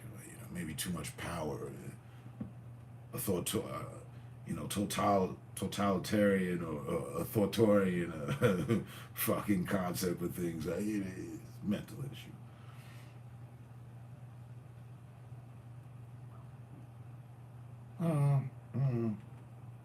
If the boy needs meds, then he needs meds. Get him on his meds.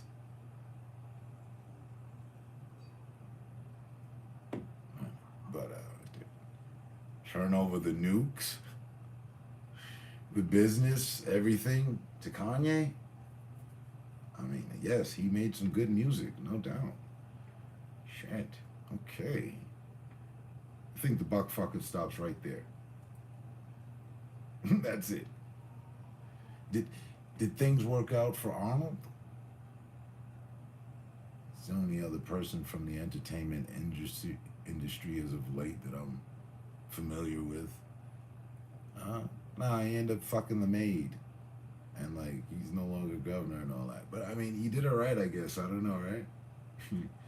Did he make fucking, you know, groundbreaking change for California? I don't know. California still seems to be in certain disarray to me. From a distance, you know, I'm not there, I don't know.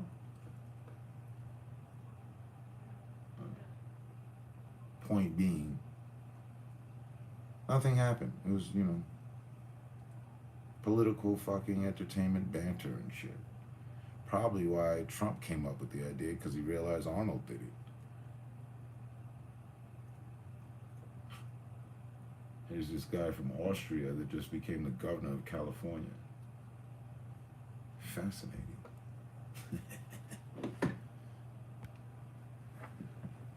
So, yeah, I guess they're accepting anybody at the ballots. Just, you know, for the overall end game, I'm not. No. Someone that's serious, that has studied the problems of the country and have come up with fucking proper solutions to counter our issues that we're dealing with as citizens of this country is who I would vote for. Kanye hasn't done his homework. There's nothing coming out of his fucking face that has ever, and I've heard a few of his political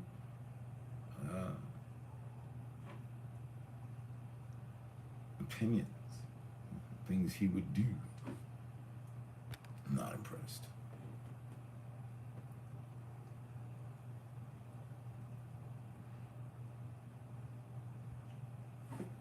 I'm off social media blissfully. There's still a lot of pop culture bullshit. It's California, eh? Fucking Texas.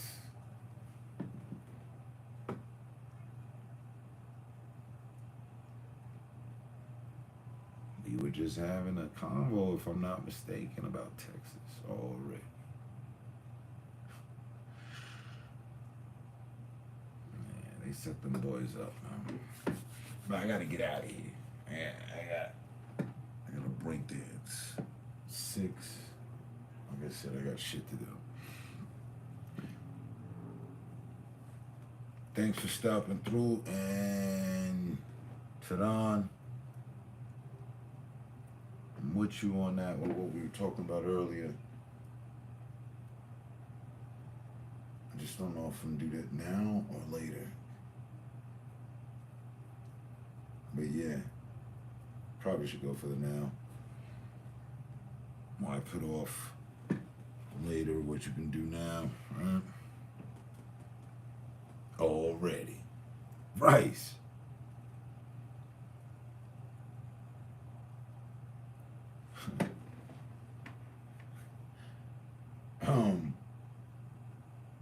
We gotta chop it up again, man. You know, I need you to fill me in on all things J. Prince history.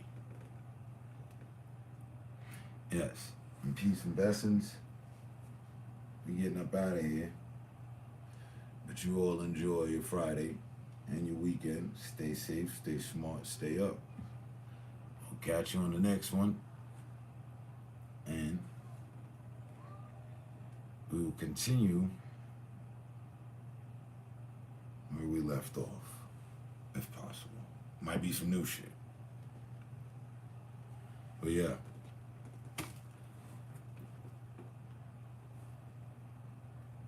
I will catch y'all on the rebound, man. Stay up, stay smart, stay safe. Again, peace.